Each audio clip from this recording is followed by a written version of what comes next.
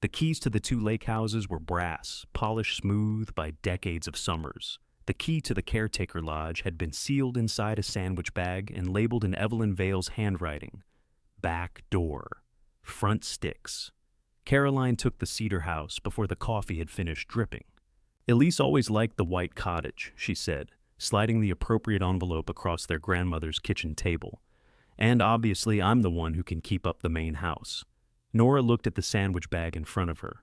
A dead beetle lay trapped beside the key. You already decided? Caroline's hand paused on her coffee mug. We discussed what made the most sense. We discussed it, Elise corrected gently. You weren't answering your phone. Nora had been working the 4 a.m. bakery shift after spending the previous evening emptying Evelyn's bathroom cabinet. She had found 6 pairs of nail clippers, a blood pressure cuff, and the lavender hand cream she used to rub into her grandmother's knuckles.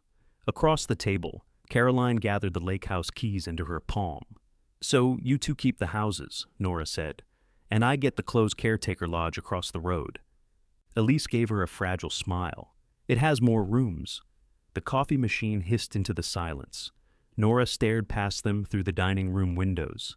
Down the slope, the lake held the gray April sky without a ripple. The cedar house stood on the near shore, dark and broad-shouldered beneath the pines.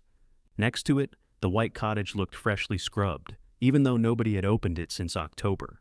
The lodge was not visible from Evelyn's kitchen. It was across Lake Road, behind a wall of dead weeds and leaning spruce trees, exactly where the family had always preferred it. Caroline pushed a folder toward Nora. The property taxes are lower over there. That's the sales pitch? There is no sales pitch.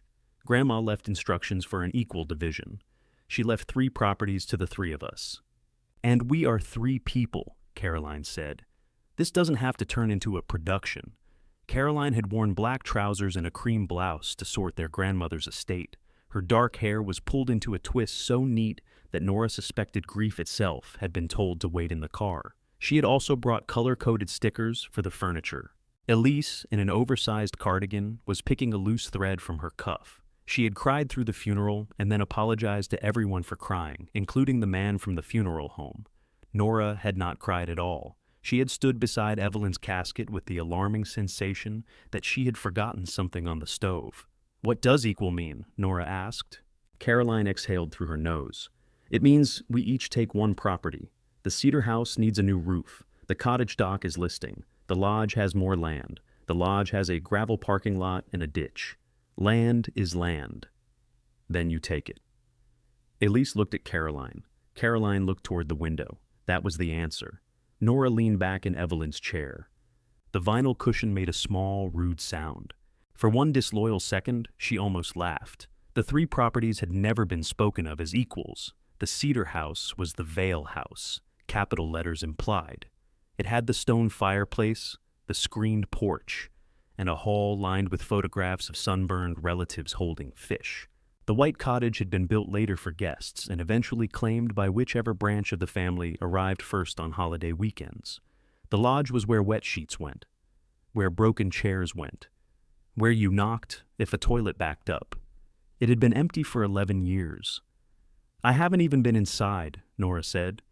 You have, Caroline replied. We all have. I mean, since it closed. None of us have. Then how do we know what condition it's in? Caroline's expression tightened. We don't. Which is why I called Leonard Pike. He said a vacant building over there might go for enough to give you a cushion. There it was. Not a home. A cushion. Nora folded her arms. You called a real estate agent before the funeral? He's not an agent. He owns the bait shop and 2 lots on that side of the road. That's somehow worse. I was trying to be prepared. You're always prepared, Nora said. Sometimes before anyone else knows there's a decision. Elise's thread snapped. She placed it carefully beside her coffee cup. Can we please not do this here? Where would you like to do it? I don't know. Not at Grandma's table. Nora looked at the table. A shallow groove ran along the edge where Evelyn's watchband had rubbed the wood during meals. Nora had noticed it months ago while feeding her grandmother soup, 1 careful spoonful at a time. Evelyn had stared at the groove as though it were a road she recognized. It seemed impossible that the same woman who had gripped Nora's wrist every time she tried to leave had arranged for her to inherit the one place nobody wanted. Or perhaps it wasn't impossible at all. Caroline began sorting the papers back into the folder. No one is forcing you to keep it. No, Nora said. You're just making sure I know I shouldn't. That is not what I said. It's what you had Leonard Pike price. I asked a practical question because you need money. Nora's face warmed. There were ways sisters could say need that made it sound like a personality defect. Her checking account held $483. Her student loans had begun sending letters with bold print. She slept in the dining room of her friend Dana's apartment behind a folding screen decorated with flamingos, and every morning, Dana's cat launched itself from the top of that screen onto Nora's stomach. Caroline knew all of this. Caroline was the person Nora had called when her car needed a new alternator, although Nora had hung up before asking for help. Elise reached across the table and touched the sandwich bag. You could fix up part of it and live there, just for now. With what? We can help, Elise said. Caroline went very still. Nora saw it, and so did Elise. With labor, Elise added quickly. Paint, cleaning, whatever. You hate cleaning. I'm excellent at directing the person cleaning. Against her will, Nora smiled. Elise caught the smile and held on to it. See? 6 bedrooms, Nora. You'd never have to sleep behind a flamingo again. 7, Caroline said. They both looked at her. The lodge has 7 bedrooms, 6 upstairs, 1 off the kitchen. How do you know? Nora asked. Caroline put the folder into her leather tote. I remember. The answer landed oddly. Caroline had been 22 when the lodge closed, already working full-time and spending most weekends elsewhere. Nora remembered almost nothing about the building beyond a brown hallway, the smell of starch, and a woman named Lottie who used to keep peppermints in her apron pocket. Elise stood and carried the untouched coffee pot to the sink. We don't have to settle everything today. Yes, we do, Caroline said. The insurance renewals are due Monday. Normal people get at least 2 weeks after a funeral before becoming insurance experts. Normal people pay late fees. That may be the saddest sentence you've ever said. Caroline rubbed 2 fingers against the bridge of her nose. For a moment, the clean competence slipped. Purple shadows showed beneath her eyes. We can't leave everything floating, she said. The houses need to be opened. The pipes need checking. The yard service needs instructions. Grandma handled all of it, and now she doesn't. The final words came out sharper than the rest. Nora watched her sister grip the tote handles. Caroline had found Evelyn on the bedroom floor after the stroke 3 years earlier. She had organized the hospital transfer, the rehabilitation center, the pill dispenser, and the rotating calendar that Nora eventually stopped using because Evelyn would only settle for her at night. Caroline had done what she always did, built a system, then resented everyone for living inside it imperfectly. That did not make the keys in her hand look any less like a theft. I want to see it, Nora said. The lodge? No, Canada. Yes, the lodge. Today? It's across the road. It's been raining all week, Caroline said. Elise opened the cabinet under the sink and found a flashlight among the garbage bags. Then, it'll still be raining tomorrow. 5 minutes later, they crossed Lake Road in their funeral shoes. The asphalt was patched and shining. A pickup slowed on the curve, its tires whispering through standing water, and the sisters stepped onto the shoulder in a clumsy line. Caroline held her tote over her head. Elise had taken Evelyn's yellow raincoat from the mudroom and looked like a buoy. Nora carried the sandwich bag. Up close, the lodge was larger than she remembered and more tired than she had imagined. 2 stories of weathered clapboards sagged behind the weeds. The porch roof dipped at the center. Green moss softened the steps, and one gutter hung loose like an arm out of its sleeve. A plywood sheet covered the broad front window. Someone had spray-painted a crooked silver heart on it. Well, Elise said, that's welcoming. Caroline walked along the edge of the gravel lot, avoiding puddles. The roofline isn't terrible. It's shaped like a frown, Nora said. All old buildings settle. This one looks like it settled a grudge. At the front door, Nora removed the key from the bag. The beetle fell onto the porch. She pushed the key into the lock and turned. Nothing happened. Front sticks, Elise reminded her. Nora shoved with her shoulder. The door gave half an inch and pushed back with a groan. Swollen frame, Caroline said. Try lifting as you push. You try lifting as I push. They crowded together, Caroline gripping the tarnished knob while Nora leaned into the wood. Elise held the flashlight and offered useless encouragement. On the third shove, The door tore free with a crack loud enough to send all three of them stumbling into the dark. The smell met them first: wet plaster, old wood, mouse droppings, and something sour from the direction of the kitchen. Elise pulled the raincoat over her nose. Oh, wow. The flashlight beam moved over a long room crowded with furniture under gray sheets. A counter ran along one wall beneath cubbyholes, each one marked with a faded brass number. Beyond it stood a wide stone hearth blackened by years of fires. Water stains bloomed across the ceiling, but the floor beneath their feet was solid, made of narrow boards the color of honey beneath the dirt. Nora stepped farther in. She had expected emptiness. Instead, the place felt interrupted. A chipped mug sat beside the sink. A calendar still hung open to September 11 years ago. 3 wooden chairs had been turned upside down on a table, as if someone intended to mop and come back in the morning. Caroline opened a closet. Brooms, a mop bucket, and 2 snow shovels leaned inside. "Those belong at the houses," she said. Nora glanced at her. "They belong in the closet. I mean, they were used for all 3 properties, and now they're here." Caroline closed the door a little harder than necessary. In the back hall, they found a row of hooks with handwritten labels above them: Main, cottage, boathouse, linens, cellar. Most were empty.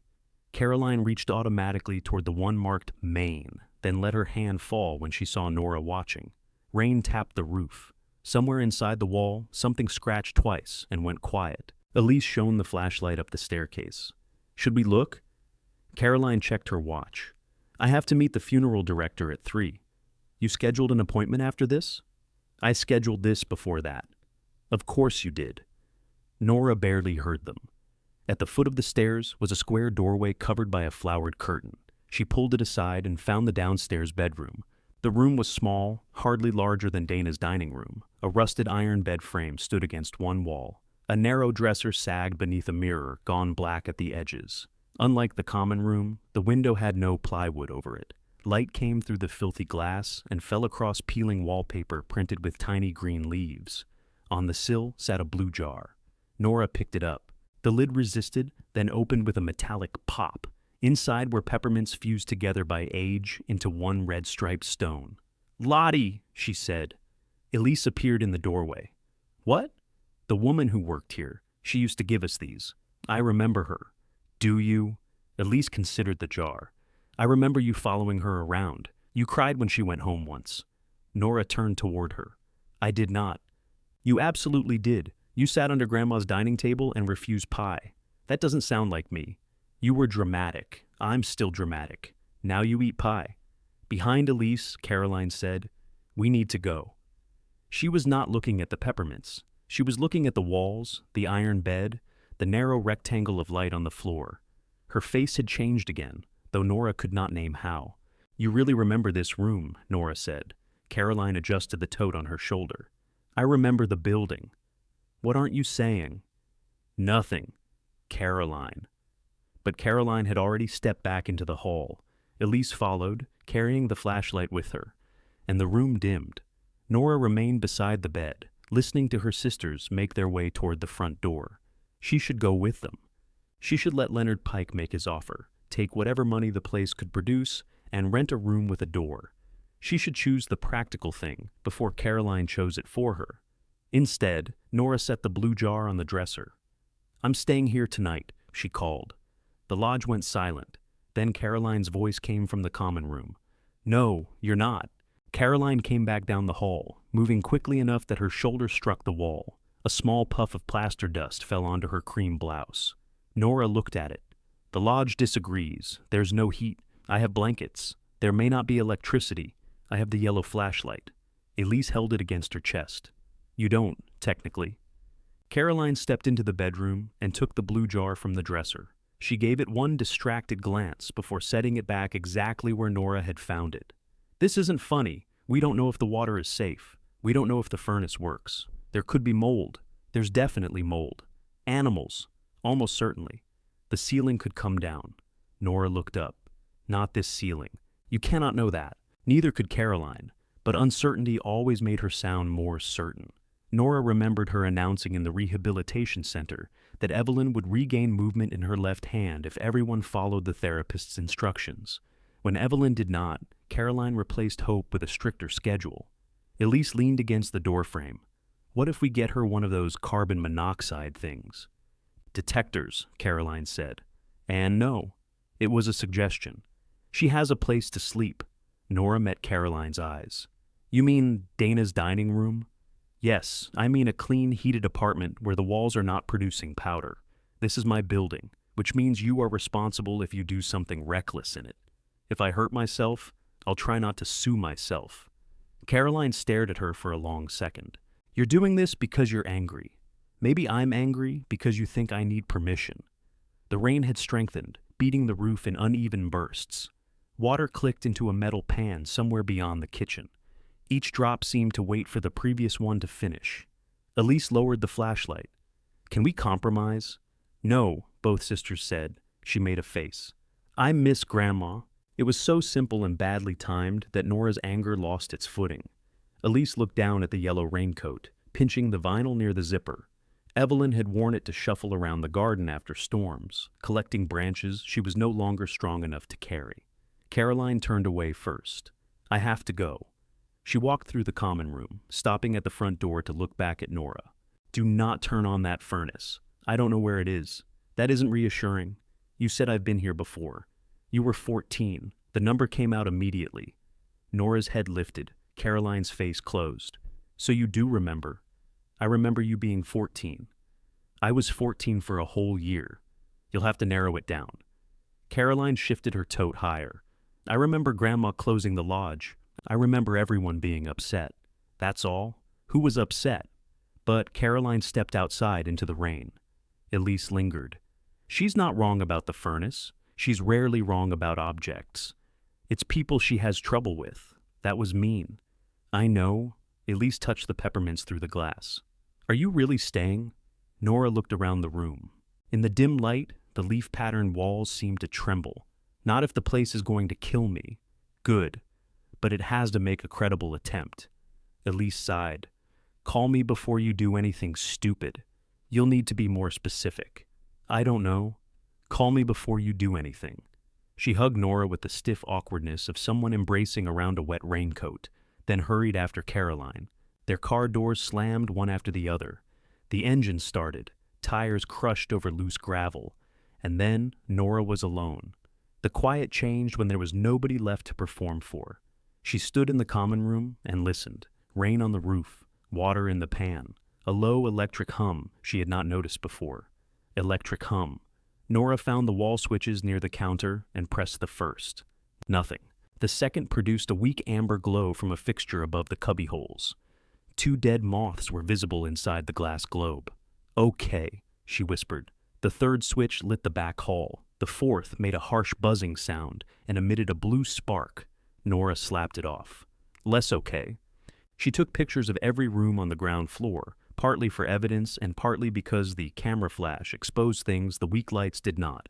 The kitchen held an industrial sink, a scarred prep table, and cabinets with doors hanging open. An old refrigerator stood unplugged, secured with a rope around its middle. Nora decided that whatever was inside could remain undiscovered until daylight and possibly federal assistance. The leak came through the ceiling at the far end of the kitchen. Someone had positioned a soup pot beneath it years ago. The pot was now rusted through, and water ran from its bottom into a spreading brown stain on the linoleum. Nora moved a plastic bucket under the drip. It filled the room with a louder, cleaner plink. Beyond the kitchen was the back door from Evelyn's label. It opened easily onto a porch crowded by nettles. A narrow path disappeared toward a detached barn at the edge of the lot. The weeds had swallowed most of the gravel, but Nora could see shallow ruts where a truck once backed up to the kitchen. She closed the door and tested the lock twice. Upstairs, the steps bowed but did not creak as much as she expected. 6 doors opened from a central hallway. 4 rooms still contained bed frames. 1 had a dresser missing all its drawers. The largest was stacked with mattresses, rolled carpets, wooden curtain rods, and 3 lamps shaped like ducks. Nora photographed the ducks for Elise. The final bedroom faced the lake, or would have, if the lodge had been 6 feet taller and the pine trees had been transparent. Standing on the floor, Nora saw only trunks and the roof of the white cottage. Standing on the bed frame, she caught a narrow strip of gray water. She took a picture of that too. Dana replied before Nora climbed down. Gorgeous. Don't fall through. Then, a second message. Wait, are you actually there alone? Nora called her. Dana answered over the sound of dishes. Please tell me you did not crawl into a condemned building in funeral clothes. It's not condemned. Has anyone checked? It has electricity. That was not my question. Nora sat on the bed frame. I think I might move in. There was a pause. To the dead person lodge? Nobody died here. You don't know that. People die everywhere. Beautiful. Put that on the sign. The lodge shifted around Nora with a soft wooden groan. She put both feet back on the floor. Dana's voice changed.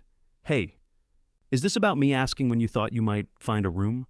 Because I was not kicking you out, I know. The screen was supposed to make it feel private. It has flamingos on it. Flamingos value privacy.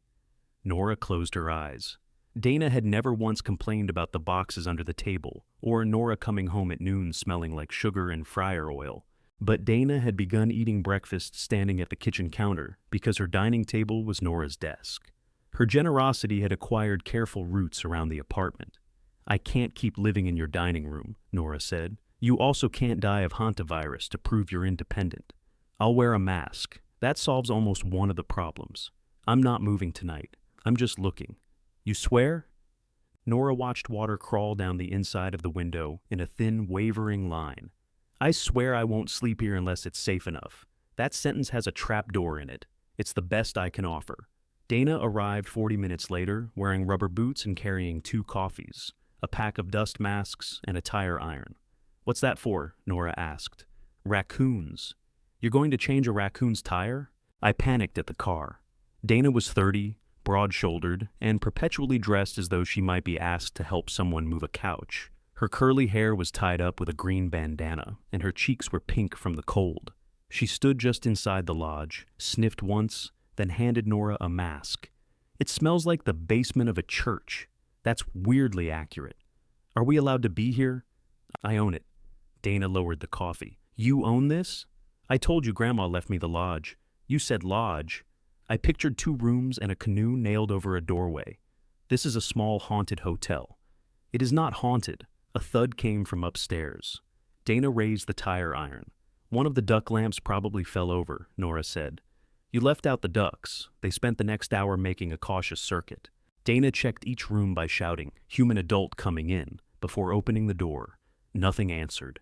In the upstairs bathroom, they found a dead mouse in the tub and held a brief, respectful service involving a dustpan and several paper towels. The electricity worked in 7 outlets and failed in 4. The taps coughed rusty water, then ran cold and clear enough to look innocent, but not trustworthy. The furnace occupied a cellar room at the bottom of narrow wooden steps. Nora obeyed Caroline and did not touch it. Dana took a picture of a handwritten service tag wired to one pipe. Last date is 12 years ago, she said. Good. Vintage. Nora. I'm not turning it on.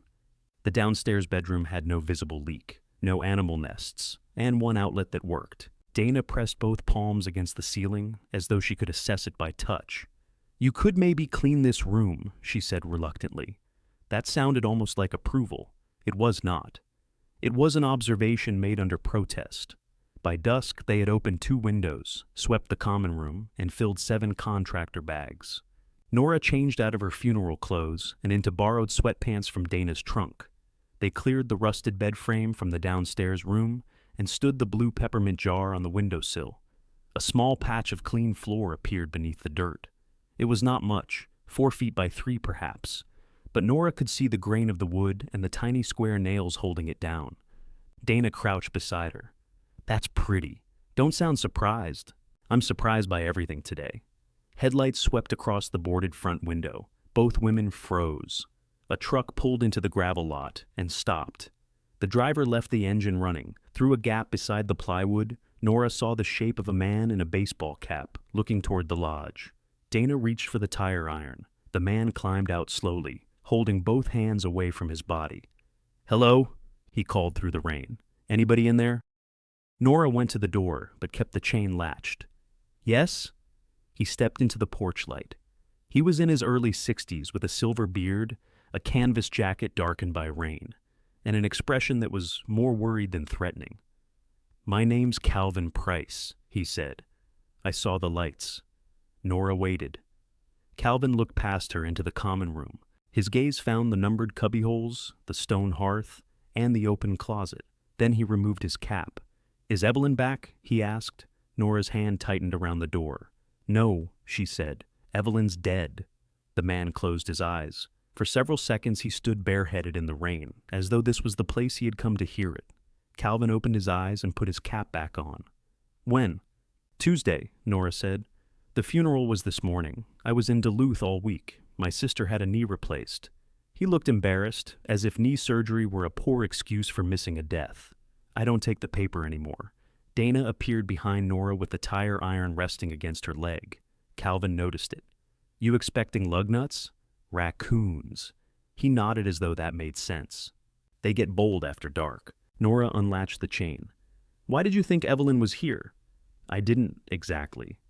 I saw the lights. She was the only one who ever had keys after we closed." "We?" Calvin looked up at the porch roof. Rain slipped through a seam and struck the brim of his cap. "My Aunt Lottie ran this place. I worked summers for her, then came back when she couldn't manage the heavy work. I kept up the lake houses too, toward the end." His eyes moved to Nora's face. "You're one of Daniel's daughters." Nora, the one who followed Lottie around. Everybody remembered her doing that, except Nora. Dana lowered the tire iron. "Do you know whether this building is going to fall on us?" "Not tonight. That's not as comforting as you think." Calvin wiped his boots and stepped inside.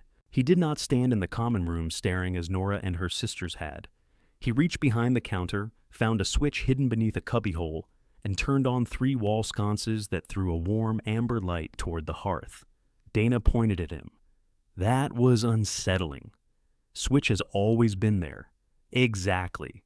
The extra light made the lodge look worse, but feel better." Nora could see a long crack above the front window and the dull shine of damp on one corner of the ceiling. Calvin studied both without touching them. He crossed to the closet, opened it, and looked at the brooms. "Still here," he said.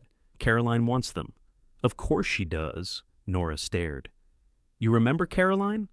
"I remember all 3. Caroline inventoried the first aid cabinet when she was about 19. Told your grandmother the bandages had expired. That sounds like her." "She was right. That also sounds like her." Calvin moved through the downstairs rooms with the familiarity of someone returning to a body after a long illness. He knocked on walls with 2 knuckles, crouched beside the kitchen leak, and shone Dana's flashlight around the window frames. When he saw the rusted soup pot, he frowned. "That leak is newer than the pot. Pot was for the sink pipe. We moved it," Nora said. "Good. Wouldn't hold anything now." Dana glanced at Nora with satisfaction. "We made 1 correct building decision." 2, Calvin said. "You didn't turn on the furnace. How did you know?" "Gas valve's still closed." "I didn't know there was gas," Nora admitted. Calvin looked at her then, not unkindly. "You sleeping here?" "Apparently everyone in northern Minnesota has been assigned to ask me that." "Are you?" "I was considering it." "Don't." Dana slapped the tire iron lightly against her boot. "Thank you, Calvin." He ignored her triumph. "Not because of the roof. Cellar vents are blocked, and I don't know what's nested in the chimney. You could use an electric heater in that first bedroom, if the outlet holds, but not until someone looks at the panel. Can you look at it?" "I can look." "Electrician has to do the deciding." "Are you an electrician?" "No." "What are you?" Calvin considered. "Affordable." Dana made a small choking sound that might have been laughter. He went to the cellar, returned with cobwebs in his beard, and announced that the main panel was old, but not burned. The switch that had sparked controlled an exterior fixture where water had probably entered the box. He taped it down with black electrical tape from his jacket pocket and wrote, "No," on the tape with a stub of pencil. "What do I owe you?" Nora asked. "For writing no? For coming in? You didn't call me?" He walked toward the back hall. At the row of labeled hooks, he stopped. His fingers touched the bare space beneath boathouse. "Were there keys here?" Nora asked. "Not when we closed. Evelyn took them over to the main house. Caroline probably has them." "Probably." Something in his voice made Nora think he knew Caroline would have checked. He pushed aside the flowered curtain at the downstairs bedroom and stood without entering. The room had changed in the 2 hours since Nora first saw it. The iron bed frame was gone. The floor was swept. The peppermint jar caught the weak light from the hall. Calvin removed his cap again. "Lottie's room," he said. "She lived here?" 37 years. Nora looked at the narrow walls. "I thought it was a spare bedroom. Sometimes it was both." Calvin went to the blue jar and turned it a quarter inch so the faded painted flower faced forward. "How is she?" Nora asked. "She died 9 years ago." "Oh, 88. Mad about it." Dana looked down, smiling. "Did Evelyn know?" "Sent flowers." The answer was ordinary, but Calvin delivered it with a flatness that left another answer behind it. Nora leaned against the dresser. "Why did the lodge close?" "Your grandmother stopped renting the houses. She fired the caretaker." Calvin glanced toward her. "She let me go. There wasn't much to caretake after she decided family would handle their own places." "Did they?" "No." That single word held no pleasure. Calvin looked tired when he said it. "What happened to everything here?" Nora asked. "Some went to auction, some was moved across the road, some wasn't worth moving." He indicated the ceiling. "Roof started leaking after. I patched it twice. Then Evelyn told me she wasn't paying to save a building nobody needed." Rain struck the window. The fused peppermint sat between them like a specimen. "Did you agree?" Nora asked. "Wasn't my building. It's mine now, so you said." She waited for him to congratulate or warn her. He did neither. At the front door, Calvin gave her a business card softened at the corners. Calvin Price, repairs, hauling, winterizing, was printed above a phone number. Someone had drawn a tiny wrench beside his name. "Call in daylight if you want me to check the roof," he said. "No charge to tell you how bad it is. Charge starts if you ask me to climb. That seems fair. Fair is expensive. That's why I tell people before." After he left, Dana locked the door and watched his taillights disappear. "I like him," she said. "You threatened him with a tire iron. That's how I know." They returned to Dana's apartment after 9. Her cat, Mabel, met Nora at the door with the outraged cry of someone who had been abandoned for several years instead of 3 hours. The flamingo screen had fallen over, exposing Nora's mattress and 2 milk crates of folded clothes. Dana set it upright. "Stay as long as you need," she said, not looking at Nora. "I know. I mean it. I know that too." Mabel climbed onto Nora's mattress, turned 3 circles, and occupied the center. Nora slept around her. At 4:15, she was tying an apron over her bakery uniform when Caroline called. Nora answered on the 3rd ring while walking through the employee entrance, the morning air cold enough to sting her teeth. "You left the lights on," Caroline said. "Good morning. I could see them from the house." "What were you doing at the house?" "Checking the thermostat." "Before sunrise?" "I couldn't sleep." Nora pushed through the swinging door into the bakery. Stainless steel tables gleamed beneath fluorescent lights. Her supervisor, Hank, raised one eyebrow at the phone but said nothing. "Did you stay there?" Caroline asked. "No." A pause. "Thank you." "Don't thank me. The furnace might kill me." "What?" Calvin Price checked it. The silence changed. "You let Calvin into the lodge?" "He let himself into several memories, but technically I opened the door." "You don't know him. He worked there." "I know who he is." "Then why pretend you barely remember the lodge?" "I didn't pretend anything. Calvin did occasional maintenance. That doesn't mean you should let him wander around. He saved me from turning on the furnace. I told you not to turn it on, and I didn't." "Everybody wins." Hank tapped his watch. "I have to work," Nora said. "Wait, I need the key to the storage barn." "Why?" "The patio furniture for the cedar house is in there. I haven't looked in the barn. It's always been stored there." "Then it's still there." "The yard crew opens the house on Friday. They need the furniture." Nora held the phone away from her face for a moment. The mixers were already running, filling the room with a steady mechanical growl. "Ask me again later," she said. "I am asking now." "No, you're telling me now. Try asking later." "Nora, this is not the moment to become territorial over lawn chairs. They're on my territory. Those chairs belong to the main house. And your broom belongs to my closet." "What broom?" "Exactly." Hank tapped his watch again, harder. "I have to go." "Nora." She ended the call. For the next 6 hours, she shaped dough, glazed pastries, and slid trays into ovens hot enough to erase thought. At 10, powdered sugar covered the front of her uniform. At 11, Hank caught her leaning against the walk-in cooler with her eyes closed and sent her home 20 minutes early. Leonard Pike was waiting beside her car. He wore a brown vest over a plaid shirt and held a travel mug printed with the bait shop's Jumping Fish logo. Nora recognized him from the funeral, where he had shaken Caroline's hand and called Evelyn a real fixture. "Your sister said you might want to talk," he said. "Which sister?" "The organized one. That doesn't narrow it as much as you'd think." He chuckled politely. "I'd be interested in taking that lodge parcel off your hands. Save you the trouble of clearing it. How much?" He named a number. It was more money than Nora had ever held at once, and less than Caroline had paid for her last car. It could cover Nora's overdue bills, a year of rent, and the rest of the nursing school balance she tried not to calculate. Leonard watched her absorb it. "Building's a tear down," he said. "I'd be paying for the lot." Nora thought of the clean patch of pine floor, Calvin turning the blue jar so its flower faced the room, and the amber sconces coming alive above the cubby holes. What would you put there? Storage units, probably? People around the lake always need storage. Of course they did. They had been storing things in the lodge for free. Nora took Leonard's business card, turned it over, and wrote a number twice the size of his offer. "That's what it costs to save me the trouble," she said. He looked at the number and smiled with genuine regret. "No one's going to pay that. Then I guess I still have a building." That afternoon, she met Calvin at the lodge. He was standing on the porch beneath a clearing sky, studying a roll of carpet she had dragged halfway through the front door. He glanced from the carpet to Nora's powdered sugar uniform. "You planning to remove that by yourself?" "I was. You know what it weighs?" "No. More now that it's wet." Nora tightened her grip. Calvin set down his toolbox and took the other end. "Lift with your legs," he said, "and don't make me affordable by damaging my back." The carpet resisted as if it had grown roots. Nora and Calvin dragged it across the common room floor in 6 damp, gasping inches. Brown water squeezed from one end. The roll caught on the threshold, and Calvin stopped before Nora could yank harder. "Push down, then pull toward you." "I am pulling toward me." "You're pulling toward the parking lot. That's where I want it. Carpet doesn't care what you want." Together they flattened the roll enough to clear the door. It dropped onto the porch with a heavy slap, sending muddy water over Nora's shoes. Calvin looked at the black flats she had worn to the funeral. "Work boots," he said.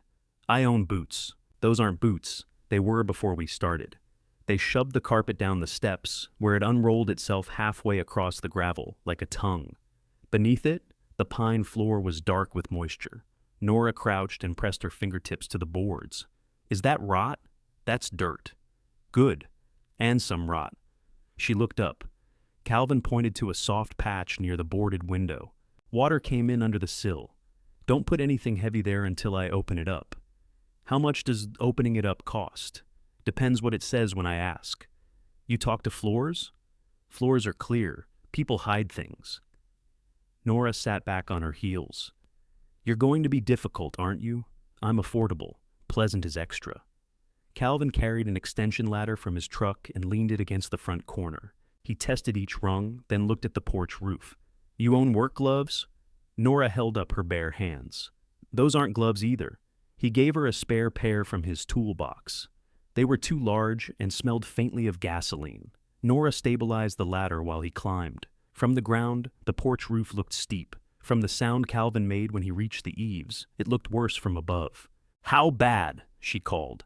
"Bad manners to ask before I've looked."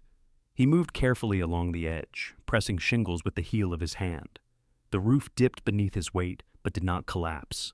Nora counted every footstep. Across the road, the lake houses stood bright in the clearing afternoon. A yard service truck had pulled into the Cedar House Drive. 2 men in green jackets were unloading rakes. Caroline had not waited to ask later. Calvin came down after 20 minutes with moss on one knee. "You don't need a whole roof today," he said. Nora let out a breath. "You need 3 patches," new flashing above the kitchen, "and that gutter put back before the next hard rain. Porch roof is a separate problem. It was built badly." "How much?" He named a figure that would leave $38 in her checking account. Nora removed the oversized gloves 1 finger at a time. "How long if I don't do it?" "Until it leaks again." "That's not a measurement. Neither is weather." The yard service truck started, crossed Lake Road, and rolled into the lodge lot. One of the men lowered his window. Caroline Vale said the outdoor furniture is in your barn. Nora looked toward the barn. Its double doors were secured by a chain and an old padlock. She had not found a key in the lodge. She said you'd open it for us, the man added. Did she? The worker looked immediately regretful. He had the expression of someone who had accepted a simple job and driven into a family argument. Calvin took the gloves from Nora. Key used to hang over the cellar steps. Of course it did. They found it behind a wooden ledge, thick with dust. The barn lock took several tries. When the doors finally opened, sunlight fell across a crowded interior. Stacks of white patio chairs filled one side. Rolled dock sections leaned against the far wall. There were push mowers, wooden ladders, orange life jackets, dented garbage cans, tool cabinets, 3 artificial Christmas trees, and a faded canoe with Lottie painted near the bow. Nora stepped inside. All of this is supposedly Caroline's? Calvin's eyebrows lifted. Caroline has strong feelings. The yard worker stayed near the entrance. We only need the cedar chairs. Which are? Green stripes. There were 2 stacks with green-striped cushions. One had dark cedar frames, the other painted metal. Nora took out her phone and called Caroline. Her sister answered on the first ring. Did they get the furniture? They got as far as telling me you said I'd open the barn. I assumed you would. That's the problem. Nora, they're billing by the hour. So is Calvin. Why? Because roofs don't repair themselves. Caroline lowered her voice. Which chairs are you looking at? There are cedar frames and metal ones. The cedar frames go to the main house. Metal goes to the cottage. Is there anything in this barn that belongs to the lodge? What difference does that make? It makes a difference to the lodge. The equipment was used for all 3 properties. That is not an answer. A truck passed on the road, forcing Caroline to raise her voice from wherever she stood across the way. Fine. The riding mower serviced all the lawns. The push mower was mostly used around the lodge. The ladders were shared. The dock pieces obviously go to the water. What about the canoe named Lottie? Silence. Nobody has used that in years, Caroline said. That wasn't my question. Why are you making everything a trial? I asked you what belongs here, and I'm telling you it was all part of one operation, until you divided it. Another silence, longer this time. The yard worker studied the barn rafters with intense interest. Calvin picked up a cracked flower pot and examined the bottom. Take the cedar chairs, Nora told the worker. Only those. I'm making a list before anything else leaves, Caroline heard. A list. Yes. You accuse me of turning grief into an inventory. No, I made fun of your stickers. There's a difference. Nora ended the call. The worker loaded the chairs quickly. Before leaving, he gave her a business card and said they also hauled debris. His tone implied that family debris cost extra. Calvin took a yellow legal pad from the lodge counter, and they began recording the barn's contents. He knew the history of almost everything. The blue ladder had belonged in the boathouse. The heavy snowblower was purchased after Evelyn slipped on the main house steps. The tool cabinet had been Lottie's, though most of the tools were gone. And the canoe? Nora asked. Lottie bought it from a fishing guide for $40. Leaked the day she got it. Did she fix it? Eventually. Cussed at it for 2 winters first. Nora wrote Lottie's canoe. Calvin looked at the words but said nothing. They agreed on the roof patches. Nora would pay half now and half after her next 2 paychecks. She would clear the kitchen wall and help from the ground. Calvin refused her offer to climb. You don't know ladders. I know stairs. Stairs stay in one place. So do ladders if you use them right. You don't know how to use them right. His reasoning was irritatingly circular and completely effective. Elise arrived near 5 with turkey sandwiches, bottled water, and a pair of bright red rubber boots still joined by a plastic tag. They were on sale, she said, handing them to Nora. I guessed your size. 1 boot fit, the other pinched Nora's toes. I think my left foot is grieving, Nora said. It'll stretch. Elise had changed out of Evelyn's raincoat, but still wore her funeral dress beneath a denim jacket. She wandered through the common room while Nora ate, lifting the corners of drop cloths. You did all this today? Dana helped, and Calvin. Calvin was outside unloading roofing materials from his truck. Elise glanced toward the window. Caroline says he and Grandma had a falling out. Caroline says a lot of things in place of details. She told me he sent Grandma an invoice for work she didn't approve. That sounds scandalous. It was apparently a very hostile invoice. Nora wiped mustard from her thumb. Did Grandma pay it? Yes. Then maybe she approved it retroactively. Elise laughed, then covered her mouth as if the lodge required solemnity. She found the 3 duck lamps upstairs and carried one down beneath each arm, the third balanced awkwardly against her chest. These are incredible. You can have one. Really? If you help me clean the downstairs bedroom? Elise studied the ducks. 2, 1 duck, 2 hours, highway robbery, across the highway robbery.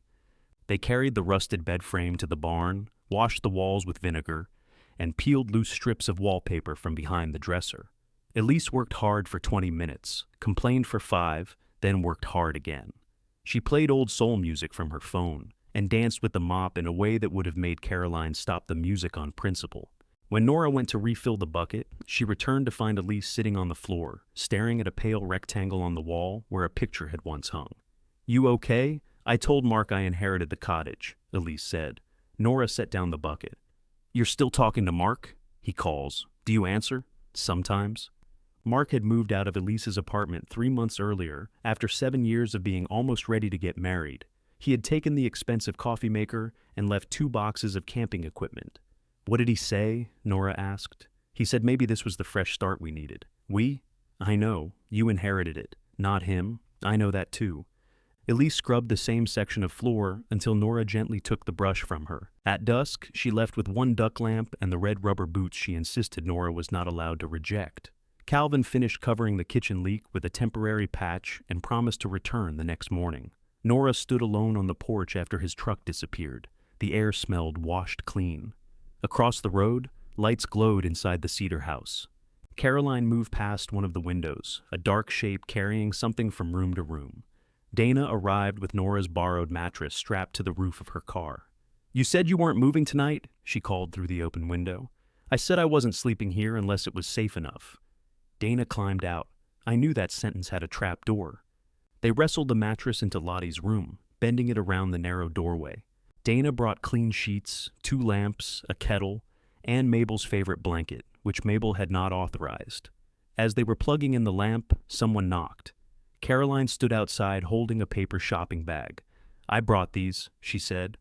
Inside were 2 smoke detectors, a carbon monoxide detector, a fire extinguisher, and a box of batteries. Nora looked up. "This is not approval," Caroline said. "No, it's a bag. Install them correctly. Thank you." Caroline stepped backward before Nora could invite her in. "The chairs look good on the porch. I'm glad."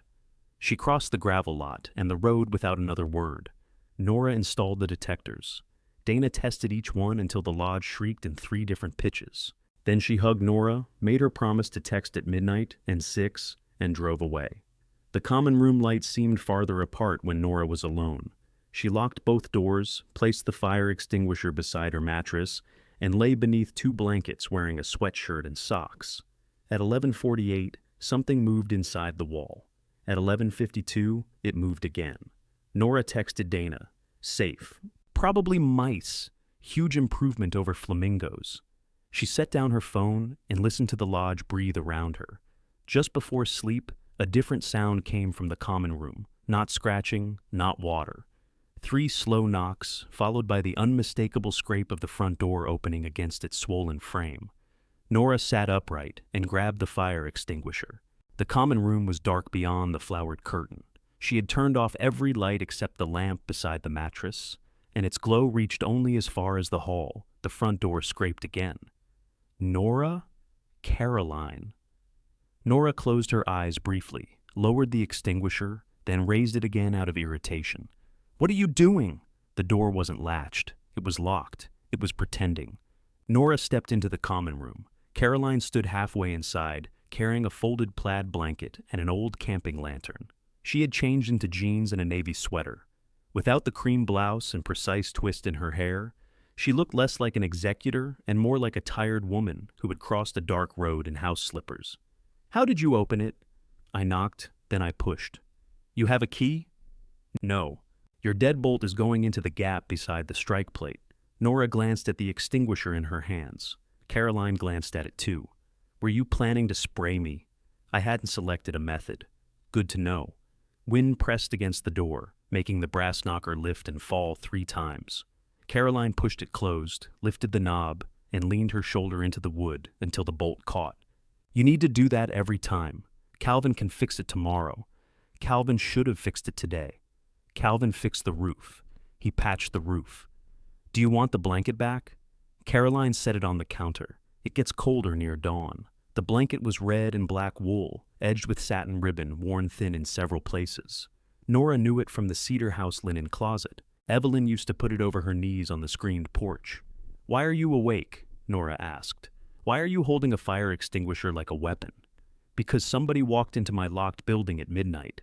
Caroline looked toward the back hall. How is the room? You know which room I'm using? It's the only downstairs bedroom. You knew it was Lottie's. Caroline did not answer. Nora placed the extinguisher on the floor. You knew there were 7 bedrooms. You knew exactly how old I was when the lodge closed. And you got strange when Calvin's name came up. I didn't get strange. You got flatter. That's strange for you. Caroline picked at a loose corner of tape on one smoke detector. Dad died the summer the lodge closed. Nora knew that. She had simply never fitted the events beside each other. Their father's heart attack had divided time into before and after so completely that smaller things from that year had lost their dates. Grandma stopped renting the houses after the funeral, Caroline continued. She said she didn't want strangers around. And Calvin, there wasn't enough work for him, or she didn't think there was. That's not the same as him overcharging her. He did send an invoice she complained about. For what? Winterizing, repairs, things she said she could arrange herself. Could she? Caroline's mouth tightened. No. The wind eased. The lake houses across the road were invisible from the common room, but a strip of light from the cedar house shone through a crack beside the boarded window. I stayed here for a while, Caroline said. Nora waited. After Dad. Grandma and I were fighting. You and Elise were at the house, and everybody kept asking me where things were, what time we were eating, whether Mom had called. Their mother had not called. She had been living in Arizona by then, engaged to someone the sisters had never met. Caroline had handled that absence the way she handled most things, as an administrative inconvenience. How long did you stay? Nora asked. A week, maybe 10 days. In Lottie's room? She let me. You never told me. It wasn't important.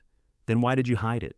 Caroline looked toward the hall. Because you were standing there acting like you were the only one who remembered being comforted by her. I don't remember it. That was the point. No, the point was making me the person who knows nothing except insurance. Nora opened her mouth, then stopped. Caroline picked up the blanket and held it out. You'll be warmer with this. Nora took it. Thank you. Lift the knob before you lock the door. I heard you. And keep the extinguisher close. Caroline. Her sister stepped onto the porch. What? Did you choose the cedar house because of Dad? Caroline's face changed in the weak light, not softening so much as losing its shield. I chose it because someone had to. She crossed the gravel before Nora could ask what that meant. The wool blanket smelled faintly of cedar and Evelyn's linen spray. Nora put it over the 2 she already had, then lay awake until nearly 2, listening to the door test its repaired lock whenever the wind rose. Calvin arrived at 8 carrying biscuits in a paper bag and a new strike plate. You look terrible, he said. So do you. I looked like this yesterday. He fixed the front lock before touching the roof. Nora watched him chisel the door frame, and when he handed her the hammer, she thought he wanted her to hold it. You're doing the back door, he said. The back door works, until it doesn't. Hinge screws are loose. Under his direction, Nora removed the stripped screws, packed the holes with wood splints and glue, and drove in longer ones. The first screw went crooked. Calvin made her remove it. It would hold. Bad work holds until it doesn't. You and Caroline should start a club. I don't join clubs. By noon, the kitchen flashing was replaced and the worst section of gutter hung straight. Nora worked below, cutting material, passing tools, and learning the names of things she had previously grouped under metal roof parts. Calvin billed her for his time, but not the hour he spent teaching her to use the drill without stripping every screw. When she handed him the first payment, he counted it openly. People usually pretend not to, Nora said. Then they call later because they pretended wrong. Her checking account dropped to $38, just as she had calculated. Payday was Friday. Dana had stocked Lottie's room with canned soup and crackers after learning Nora's budget, disguising the groceries in a box marked rat poison so Nora would not try to refuse them.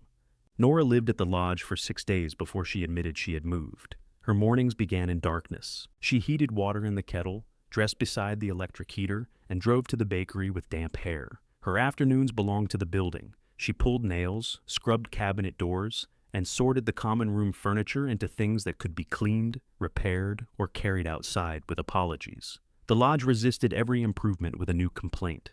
Opening a window broke its sash cord. Removing rotten trim exposed an ant colony. The downstairs toilet flushed twice, and then began making a sound like a man reconsidering his life.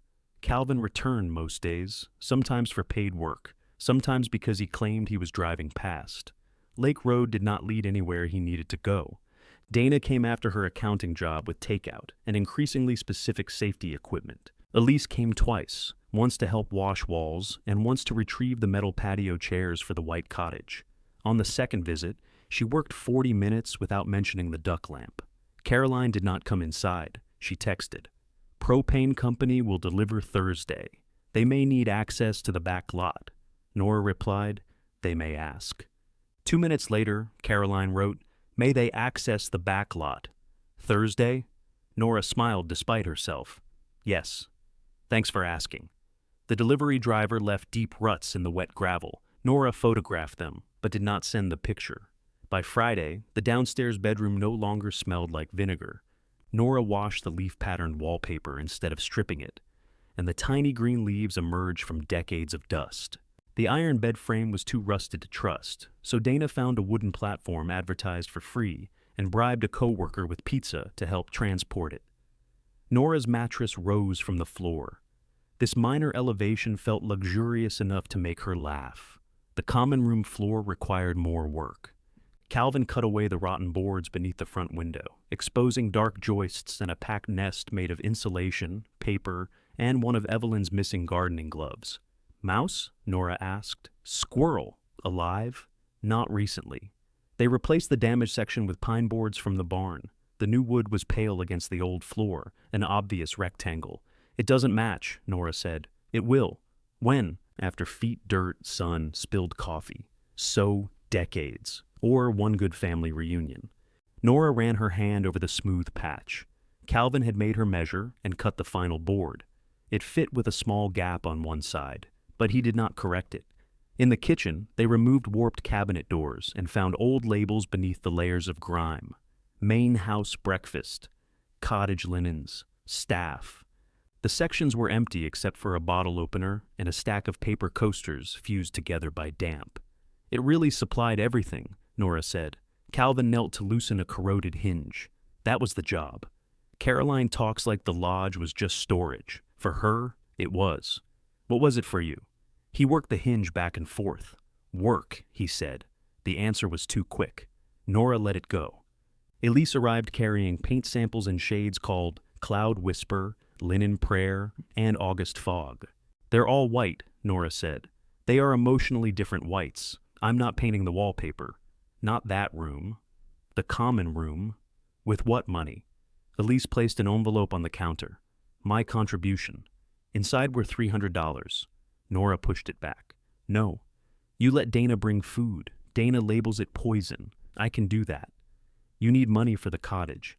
I need to feel less disgusting about taking the cottage. That's not a renovation expense." Elise's eyes flashed. "Fine. Pay me back when you're rich. I'm not getting rich. Then pay me back when you can." Nora looked at the paint samples. "Which white?" "August Fog. It sounds damp." "It's sophisticated. They bought 5 gallons. The next morning, Nora turned on the kitchen tap and heard a hard shutter beneath the floor. The water ran brown, slowed to a thread, and stopped. She tried the bathroom. Nothing. Calvin arrived 20 minutes after her call. He opened the cellar door, listened halfway down the steps, then went outside to a low concrete cover hidden behind the weeds. After 10 minutes, he returned wiping his hands on a rag. "Well, pump," he said. "Can it be fixed?" "Maybe." "How much?" He named 2 numbers, one for repair, one for replacement. Nora sat on the back step.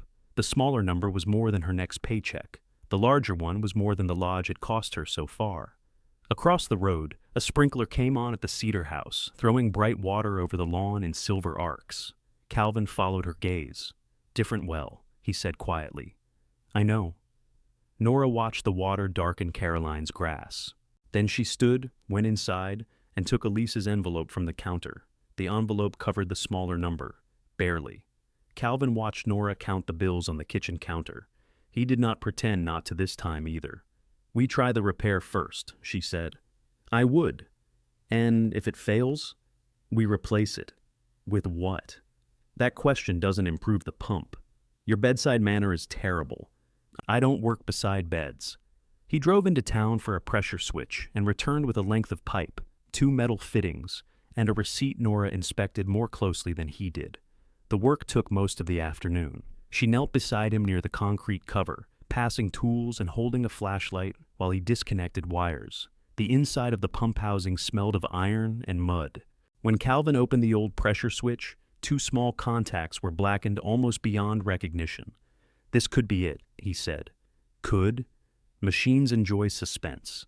He replaced the switch, cleaned the connections, and had Nora flip the cellar breaker while he listened outside. For 3 seconds, nothing happened. Then the pump shuddered beneath the ground. A deep vibration traveled through the pipe and into Nora's palm. Calvin raised one finger. Don't celebrate yet. I wasn't. You made a face. It was a neutral face. It was a parade.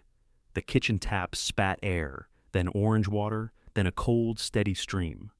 Nora let it run while Calvin checked the pressure gauge. The repair cost $286. Calvin returned $14 from Elise's envelope and wrote, paid on the receipt. How long will it last? Nora asked. It started. That's still not a measurement. He tapped the gauge. Pressure tank is tired. Pump's old. Could be 6 days, could be 6 months. Very soothing, save for the larger number. After he left, Nora sat on the kitchen counter with the tap running and called Elise. You didn't have to give me the money. I know. I used almost all of it. I hoped you would. For the pump. I assumed you weren't buying drugs. Not at these prices. Elise laughed, but her voice sounded distant. Is it fixed? For somewhere between 6 days and 6 months? Machines enjoy suspense? Nora looked toward the back door. You've been talking to Calvin. He said that when the cottage water heater died, Grandma hated him for a full afternoon. Caroline said they had a falling out. They had one every month. Nora watched rusty water circle the sink drain. Thank you, she said. Elise went quiet.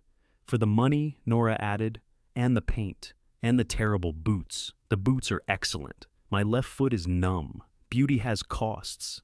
I mean it, Elise. I know. Her voice softened. You're welcome.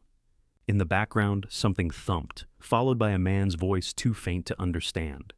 Is Mark there? Nora asked. Another thump. He's helping me move a dresser. Into the cottage. I invited him. Nora pressed her lips together. Don't, Elise said. I didn't say anything. You did it silently. That's Caroline's thing. He's not moving in. He brought his truck.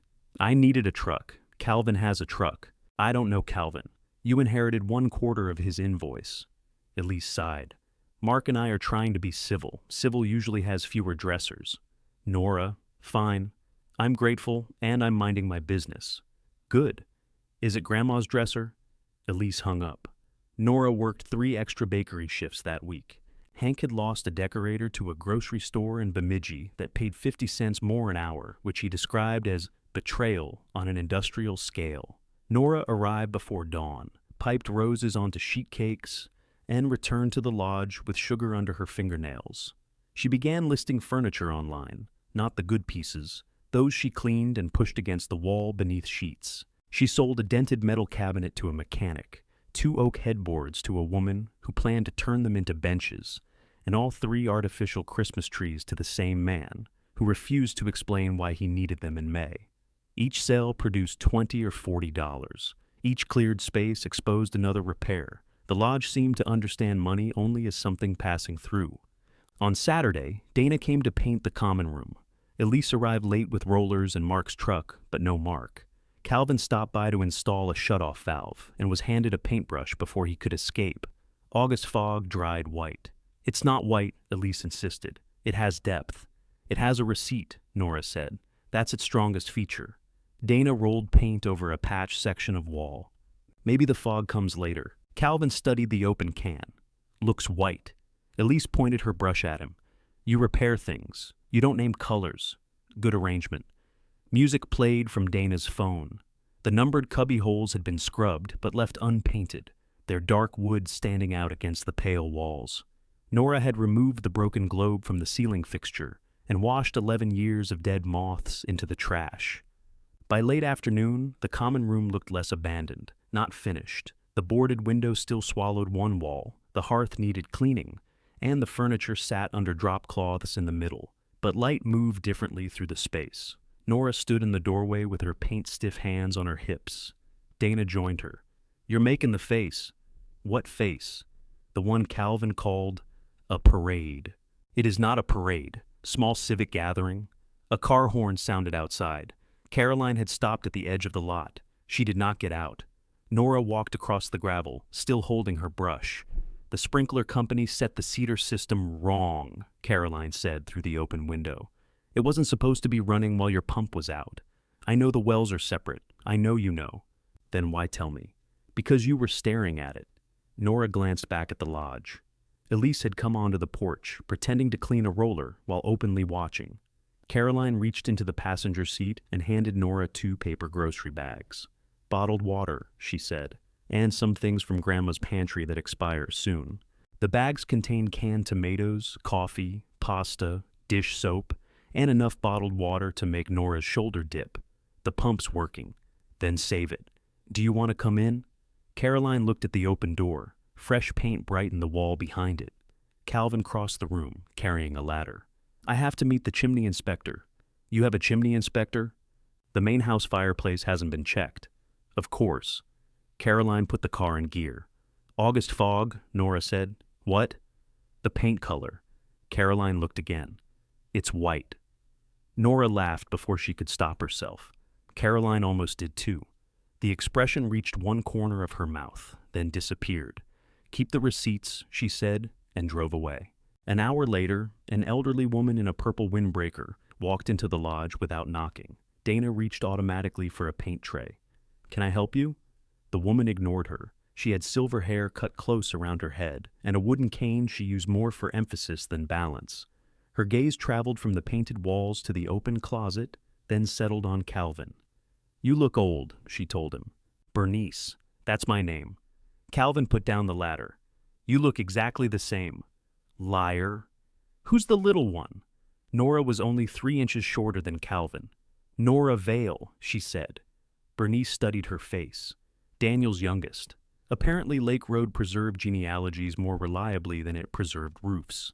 I'm fixing the lodge, Nora said. I can smell that. It's paint. It's optimism. Paint wears off faster. Bernice walked toward the kitchen, cane striking the floorboards in sharp little beats. She stopped beneath the faded cabinet labels and touched the one marked staff. They took my coffee urn. Who did? Your grandmother. Said it belonged to the main house after this place closed. Calvin leaned against the doorway. You donated the urn. I lent it indefinitely. Nora followed Bernice into the kitchen. Did you work here? Cooked. Summers, storms, funerals, fishing weekends. That terrible craft retreat Evelyn tried once. Bernice opened a cabinet, frowned at the emptiness, and shut it. People think those houses fed themselves. What did you cook? Whatever stretched. Soup, mostly. Rich people become very humble when they're cold, and soup is available. Nora smiled. Calvin said this place housed workers, and half the lake when the power went out. Wood stove in the common room would heat the whole first floor if people stopped opening the door. Bernice looked toward the covered furniture. Where's the long table? What long table? There was a maple table from the pantry wall to the hearth. Calvin rubbed the back of his neck. Frank Caldwell took it when we closed. Bernice's eyebrows rose. Frank Caldwell borrowed it. Frank was your husband. He knew the terms. Frank's been dead 7 years. Then he's overdue. Bernice turned to Nora. You opening rooms? I'm opening walls. That wasn't my question. I live here, in one room. There are 6 upstairs. Nora looked at Calvin. He became interested in a paint drip. What would I do with 6 bedrooms? Put beds in them. Charge people to sleep. Elise came into the kitchen carrying 2 rollers. I've been saying this. You have not, Nora said. I thought it. Bernice nodded toward the ceiling. Woman from the hospice agency needs a place for 8 weeks. Renee something. She's covering for a nurse who had surgery. Motels want summer rates already. Nora laughed once. This isn't a motel. No, motels have working toilets. The toilet works. Then you're ahead. I have one clean bedroom. You need two. One for you, one for money. Nora looked past Bernice into the common room. The walls were fresh, but the boarded window made the lodge appear closed even with the door standing open. I'm not ready. Bernice lifted one shoulder. Nobody is. That's why people use dates. She wrote a phone number on the back of Calvin's roofing receipt and set it on the counter. Tell Renee what it is, she said. Let her decide what she can tolerate. Nora did not call that evening. She carried the receipt from room to room while checking outlets and measuring walls. The smallest upstairs bedroom had an intact plaster ceiling, a solid bed frame, and a window that opened without breaking. It also had no closet door and wallpaper printed with brown sailboats that appeared to be sinking. At 9, Nora called the number. Renee Park arrived Sunday morning in blue scrubs beneath a canvas jacket. She was 46, compact and unsmiling, with tired eyes and a travel mug large enough to require 2 hands. Nora showed her the bathroom first. Water pressure varies, she said. The pump is old. The hot water works, but you have to wait. I wait for worse things. The kitchen isn't usable yet. I eat in my car. The upstairs hall needs paint. There are mice, though not in the room as far as I know. Renee looked at the sailboat wallpaper. How quiet is it at night? Very. That's what I need. Nora named a weekly rate low enough to feel apologetic. Renee looked out the window toward the pines. Can I move in Friday? Nora heard herself say yes. After Renee left, Nora stood alone in the upstairs room. Friday was 5 days away. The bedroom had no mattress. The bathroom door did not latch. And downstairs, the water pump gave one long metallic shudder before falling quiet again. Nora ran downstairs and opened the kitchen tap. A thin stream came out, weakened, then stopped. Somewhere beneath the floor, the pump tried once more with a grinding hum that made Calvin's larger number feel inevitable. She shut off the breaker and called him. Don't turn it back on, he said. I already turned it off. Good. Renee moves in. Friday. Who's Renee? My first paying guest. There was a pause. I was gone for 3 hours. A lot can happen. Apparently, Calvin arrived with a meter and none of his usual commentary. He checked the new switch, walked out to the concrete cover, and listened while Nora briefly restored power. The pump made one short, suffering noise. He raised his hand. Nora killed the breaker. Motor's seized, he said. Can you unseize it? I can hit it with a wrench if you want, Theater. What do I actually need? The larger number. Nora leaned against the kitchen sink. Of course I do. Calvin did not tell her he was sorry. She appreciated that until he started packing his meter away. Where are you going? To call the supply house before they close. I don't have the money, I know. Then why call? To find out if money is the only problem. It was not. The correct pump was not stocked locally. The supply house could have one delivered Thursday morning, assuming the distributor had not promised it elsewhere. Calvin needed half the cost before ordering. Nora opened every banking app she had, as though one of them might have developed sympathy. Her credit card had $900 available. The minimum payment was already large enough to make her avoid opening its statements.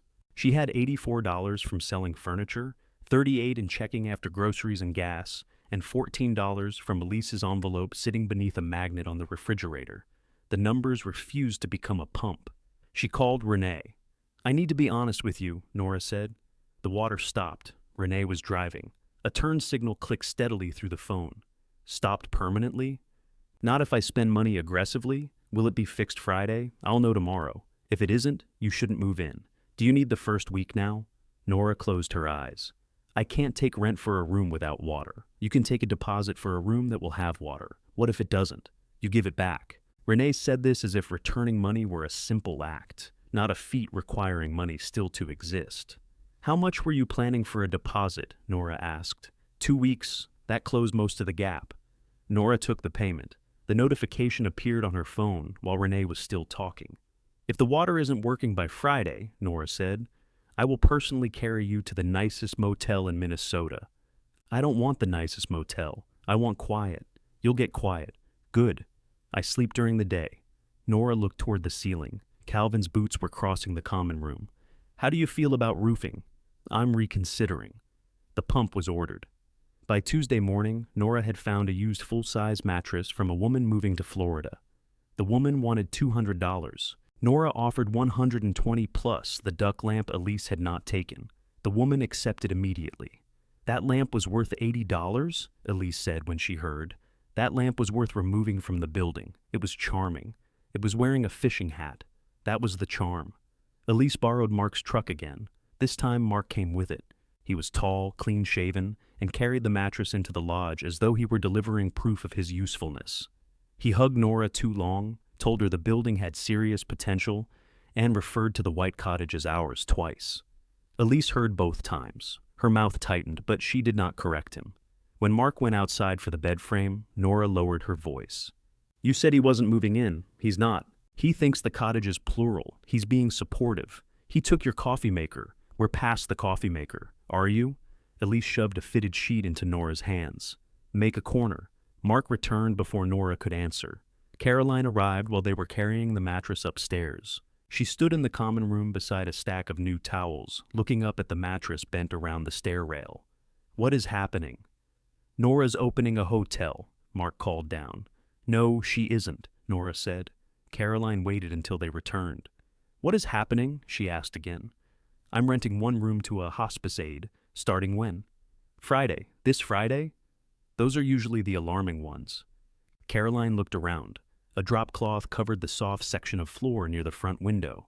The common room paint was dry, but tools remained along the wall. The upstairs railing had 3 missing spindles. You're not ready. Renee knows what it looks like. Does she know the water isn't working? Yes. Elise turned on Mark before Caroline could. Why did you tell her? I thought she knew. You saw her walk in. I didn't know it was classified. Caroline's attention sharpened. There's no water? The pump comes Thursday. You ordered a pump? No, I ordered a brass band. Calvin thought the well could use encouragement. Caroline ignored that. How did you pay for it? Nora folded the new towel into a square much smaller than necessary. I paid for it. With what? The standard currency. Nora. Elise stepped between them. I helped. Caroline looked at her. How much? Why does that matter? Because the cottage needs repairs too, and you're letting Mark order furniture like you've suddenly developed a second income. Mark had the grace to look away. Elise's face went red. You don't get to audit me? I'm not auditing you. You literally inventoried Grandma's aspirin. It was expired. Everything is expired to you. Food, plans, people. The sentence landed harder than Elise seemed to expect. Mark put both hands in his jacket pockets. I'm going to check the truck. Nobody stopped him. Caroline's jaw worked once. I came to tell Nora the front steps need a railing if she's having guests. Renee can walk upstairs, Nora said. That isn't the point. Someone should not be able to step off the porch in the dark. She's right, Elise muttered. Caroline bent to pick up the stack of towels. I also brought these, but apparently help is only acceptable when it arrives without questions. She moved toward the door. Nora followed her onto the porch. You don't ask questions. You collect answers until you can make the decision. Caroline turned. Fine, here is a question. Have you thought about what happens if Renee falls? If the pump fails again? If the heater trips a circuit? If someone needs to get out of an upstairs room and that front door sticks? Yes. Have you done anything? I fixed the door. I installed the detectors you brought. Calvin checked the panel. I'm replacing the pump. I'm repairing the stair railing tomorrow. Caroline looked surprised. Nora continued, quieter. I know this isn't a game. Then why are you rushing? Because the bill came before I was ready. The anger left Caroline's face in small stages. She set the towels back in Nora's arms. The porch railing from the white cottage might fit these steps. Elise is replacing it. Did Elise say I could have it? No. Then ask her. Caroline let out a breath. May I ask Elise if you can have it? Yes, thank you for your permission. You're welcome. Caroline walked away in the wrong direction, toward the barn instead of the road. 10 minutes later, Nora saw her measuring the porch steps with a tape from her tote. The new pump arrived Thursday at 11. Calvin installed it while Nora was at the bakery, then made her inspect every connection when she returned. The bill consumed Renee's deposit, Nora's available credit, the proceeds from the furniture sales, and 2 extra shift paychecks she had not earned yet. When water surged from the kitchen tap, clear and forceful, Nora did not make a parade face. She sat on the floor and cried, not much, 3 angry tears that she wiped away with the heel of her hand before Calvin could comment. He leaned against the counter. Pressure's good. It better be magnificent. Water doesn't perform. At that price, it should sing. He opened the tap. Pipes thudded in the wall. Percussion, he said. Friday afternoon, the lodge received a railing, a guest, and a table. The railing came first. Caroline and Elise carried the white cottage's old porch rail across Lake Road between them, while Mark followed, holding a box of screws. Caroline had sanded the splintered top smooth. Elise had painted it August fog. It's emotionally different from the porch, she said. The guests came at 5. Renee arrived in a gray sedan containing 2 duffel bags, a uniform bag, a coffee maker, and a potted plant with 1 surviving leaf. She tested the water, checked the bedroom lock, and lay down on the mattress for 10 seconds. This will work, she said. The table came at 6 on the back of a flatbed trailer. Bernice drove the truck. Calvin followed in his own vehicle, looking irritated and pleased. The table was 12 feet long, maple, and scarred by hundreds of plates. Its legs had been removed for transport, but even the top required all 6 adults to carry it. Frank borrowed it, Bernice reminded everyone, as they maneuvered through the front door. I am returning it. You mean giving it back? Calvin grunted. Terms matter. They set it between the pantry wall and the hearth. The old floor creaked beneath the weight, but held. Renee came downstairs in socks, drawn by the noise. She ran one hand over the table's worn edge. This feels like a place people have eaten, she said. Bernice nodded approval. It remembers elbows. They ordered pizza and sat around the table on mismatched chairs. Mark tried to claim the seat beside Elise. She placed the pizza boxes there and sat across from him instead. Caroline passed napkins without being asked. Calvin showed Renee which faucets needed patience. Dana arrived late with a bottle of cheap champagne and made everyone drink from coffee mugs because Nora owned only 2 glasses. For the first time since Evelyn died, all 3 sisters ate in the same room without sorting, assigning, or deciding who got what. Nora looked down the length of the return table. The lodge still had unfinished floors, patched walls, and 1 paying guest whose rent had already vanished into the ground. Nothing about it was secure, but it was functioning. Near the kitchen, Bernice rose to find a trash bag. She stopped beside a tall freestanding cabinet Nora had not moved, because it weighed more than the refrigerator. What's this doing here? Bernice asked. It was here when I came. No, it wasn't. Calvin went still.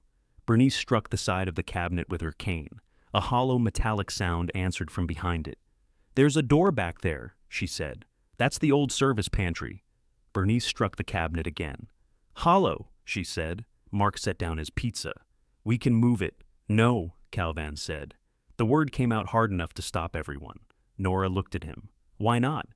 Because it's after 6. That cabinet weighs 400 pounds, and we have been drinking champagne from mugs. I had 1 sip, Caroline said. You weigh less than the cabinet. Bernice planted both hands on her cane. I want to see my pantry. It's not your pantry. It was when you were learning which end of a potato to peel. A potato doesn't have ends. That explains your work. Dana leaned toward Nora. I would watch several seasons of this. Renee had already gone upstairs to sleep before her overnight shift. The others finished the pizza while the cabinet waited behind them, suddenly more present than it had been all week. Calvin refused to discuss the door until Mark and Elise left. Mark offered to return with a furniture dolly. Elise told him not to volunteer her truck, and then apologized when he reminded her it was his truck. Caroline stayed to collect the paper plates. You knew about the pantry, Nora said. I knew there was another room. Did you know the door was blocked? I remember the cabinet being moved. When? Caroline compressed the pizza boxes with both hands. The year the lodge closed. Calvin carried coffee mugs to the sink. Nora looked between them. Were you both here? I helped Grandma clear things out, Caroline said. It was after I came back to the house, after the 10 days in Lottie's room. Why cover the door? Calvin turned on the tap. The new pump sent water through the pipes with a confident thud. Pipe burst inside the pantry, he said. Ruined one wall. Evelyn didn't want to repair a room she was closing. So, you moved a cabinet in front of it? After I sealed it. How? I welded a brace across the steel frame. Bernice made an offended sound. There were rats, Calvin said to her. There were 2 rats, 2 that wrote their names down. Nora stepped around the cabinet and pressed her palm to the wall beside it. This was the hostile invoice. Caroline glanced at Calvin. Part of it, he said. Pump down, lines blown, pantry door sealed, furnace shut, roofs tarped, equipment inventoried.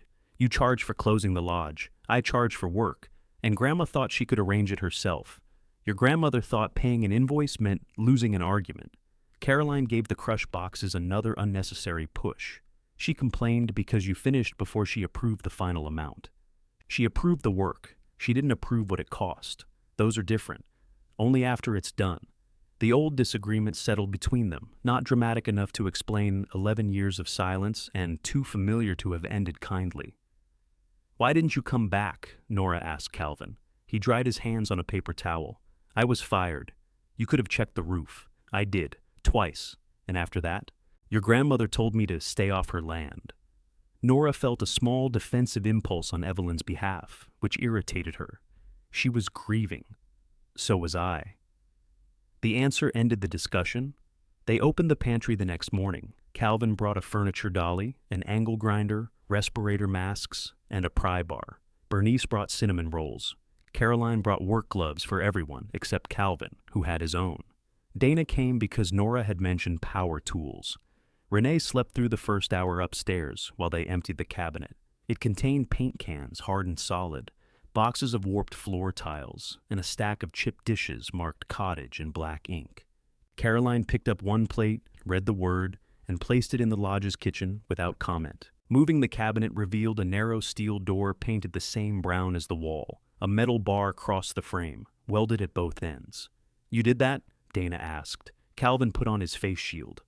I was having a difficult year.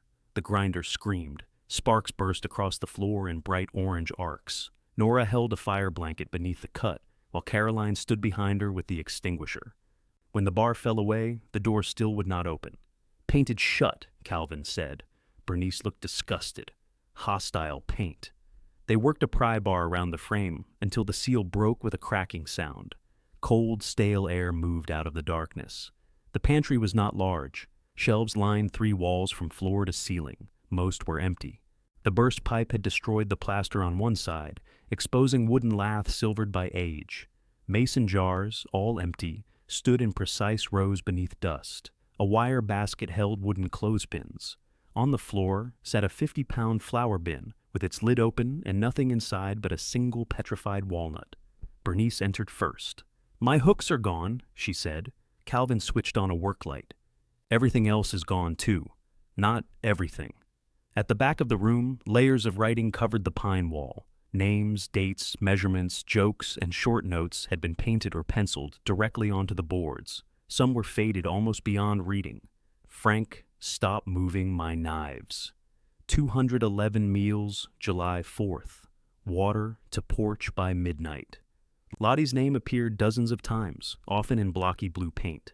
Calvin's was lower down, followed by a date and the words, fixed it wrong, fixed it right. Dana laughed. You were humble. I was 17. Near the center, beneath a line that read, Storm Crew, 1978, were 11 names painted in green. Lottie Caldwell, Bernice Caldwell, Frank Caldwell, Evelyn Vale. Nora stared at her grandmother's name. Was that her? She asked. Bernice came beside her. Before she decided aprons were beneath her. Caroline touched the painted letters with one gloved finger. She worked here? 3 days without stopping, Bernice said. Road washed out, power gone. Cedar House took water in the lower rooms. We fed whoever came through, dried blankets by the hearth, and slept sitting up. She never talked about that, Elise said from the doorway. Nobody had heard her arrive. She stepped into the pantry, ducking beneath the steel frame. Bernice snorted. Evelyn stopped talking about a lot of things once people began calling her Mrs. Vale. Nora traced the curve of the E without touching it. Evelyn's handwriting was younger, less controlled, but unmistakable. There was no message intended for Nora, no explanation for the inheritance. only proof that Evelyn had once stood in this narrow room doing work she later allowed everyone to forget. That made Nora feel closer to her and angrier with her at the same time. They cleaned the pantry but did not repair it immediately. Nora left the wall exposed and the names visible. She rehung the steel door without the bar, although Bernice insisted it should never be closed again. By June, the pantry held spare sheets, canned soup, cleaning supplies, and a second-hand microwave that hummed louder than the pump. Renee's rent paid for paint and window screens. Her recommendation brought Mel Ortega, a restaurant cook who needed a room through the summer. Mel inspected the kitchen, declared it tragic, and moved in anyway. The third guest was Curtis Bell, a traveling physical therapist with a habit of labeling his yogurt. He took the room beside Mel's and complained exactly once about the sailboat wallpaper, before Nora reminded him that Renee had chosen it voluntarily. 3 rooms meant 3 sets of keys, 3 shelf spaces in the refrigerator, 3 different schedules, and an astonishing amount of hair in the upstairs shower drain. Nora built a system because chaos was more expensive. She restored the hook labels in the back hall and added room 2, room 3, and room 4. She wrote quiet hours on a small chalkboard. She kept clean linens in the pantry and a coffee jar on the long table. Mel began leaving leftover soup in the refrigerator, with everyone's names crossed out and "Eat this" written over them. The lodge started making sounds that did not alarm her. Doors closing, the shower running, low laughter at the table after midnight. Across the road, the lake houses opened for summer. Elise listed the cottage for short stays. Her first guests arrived on a Friday and crossed Lake Road at 10 that night because they could not find the spare key. Elise said you'd have one, the man told Nora. I don't. She said the Caretaker Lodge handles the properties. Nora looked past him at the white cottage glowing between the trees. It doesn't, she said. She called Elise, who arrived in Mark's truck wearing sandals and an apologetic expression. The missing key was under a flower pot at the cottage. Just this once, Elise whispered as they crossed the road. Once becomes a system. I was at dinner.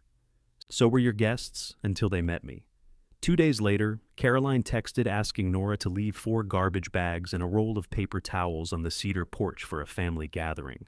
Nora replied with the location of the nearest store. Caroline sent back, I was asking for help. Nora typed, no, you were placing an order. She erased it. Then she wrote, I have supplies for my paying guests. I'm happy to lend you some if you replace them tomorrow. Caroline did not answer. That evening, she came into the lodge carrying a binder. We need to discuss Evelyn's memorial weekend, she said. What memorial weekend? The family gathering in August. I sent an email. I work at 4 in the morning. Email is where coupons live. Caroline opened the binder on the long table. Inside was a printed schedule. Friday arrivals, Saturday lake supper, Sunday remembrance brunch. Beside lodge, Caroline had written, overflow parking, linen station, breakfast prep, guest assistance. Nora read the list twice. You volunteered my home, she said. Caroline sat across from her. No, she said, I volunteered you. Nora closed the binder. That might be worse. Caroline pulled it back toward her. I thought you'd want to be involved. Involved is bringing a pie. You have me washing sheets and directing traffic. You know where everything is. I know where things are in the lodge. You know the property. So do you. I'll be hosting. There it is. Caroline rested both hands on the binder. There what is? The part where your work is important and mine is available. The brunch needs a second prep space. The cedar kitchen cannot handle coffee, eggs, and seating for 30 adults. Then invite fewer adults. Their family. Most of them didn't visit Grandma, once she stopped remembering names. That doesn't mean they shouldn't be invited to remember her. The sentence was unfair, but not entirely wrong. Nora got up and carried 2 mugs from the long table to the kitchen. Mel's soup simmered on the stove, filling the room with garlic and tomatoes. Upstairs, a shower shut off. This isn't empty, Nora said. People live here. Renee sleeps during the day, Mel works nights, Curtis pays to have a parking space. They didn't rent the rooms in the service entrance to your party. I'm not treating it as a service entrance. Nora turned and looked at the schedule. Caroline followed her gaze. Fine. That was badly phrased. It was very well phrased. That's why I understood it. What do you want, Nora? Do you want me to hire you? I want you to ask before you decide I'm doing something. I am asking now. You printed it. Caroline pulled a pen from the binder. I can cross things out. All of it. The parking? All of it. What are you willing to do? Nora wiped a ring of soup from the counter. I'll come to the supper. I'll help carry chairs at the Cedar House. I'll make the rolls Grandma liked. 40 people are coming. You said 30. 10 haven't answered. Then make 40 eggs in your important kitchen. Caroline made one quick mark across the schedule, then another. The pen tore through the paper beside breakfast prep. You know, she said, there was a time you resented being left out. And your solution is to include me as staff? My solution is to give you a role. I have one. Caroline looked around the kitchen. The open pantry door showed shelves of folded linens and canned goods. Evelyn's name was not visible from where she sat, but Nora knew it was there. Yes, Caroline said. You rent cheap rooms to temporary workers.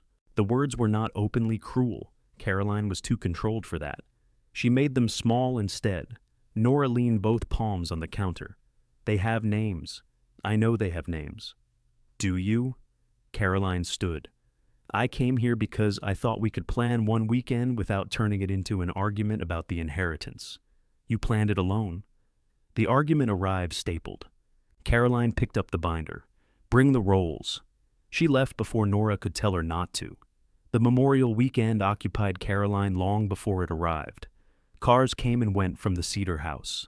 Rental tables appeared under tarps on the side lawn. A man pressure-washed the dock for 7 hours, stopping only after Elise crossed the road to ask Nora if she had earplugs for the cottage guests. Hardware store, Nora said. I don't need a whole package. Neither do I. Elise rubbed her forehead. You've become exhausting. No, I've become a store that closes. Mark had begun staying at the cottage most nights between rentals. He had moved the coffee maker back and added a set of monogrammed bath towels with both their initials. Elise complained about the towels for 20 minutes, and then became angry when Nora called them monogrammed surrender flags.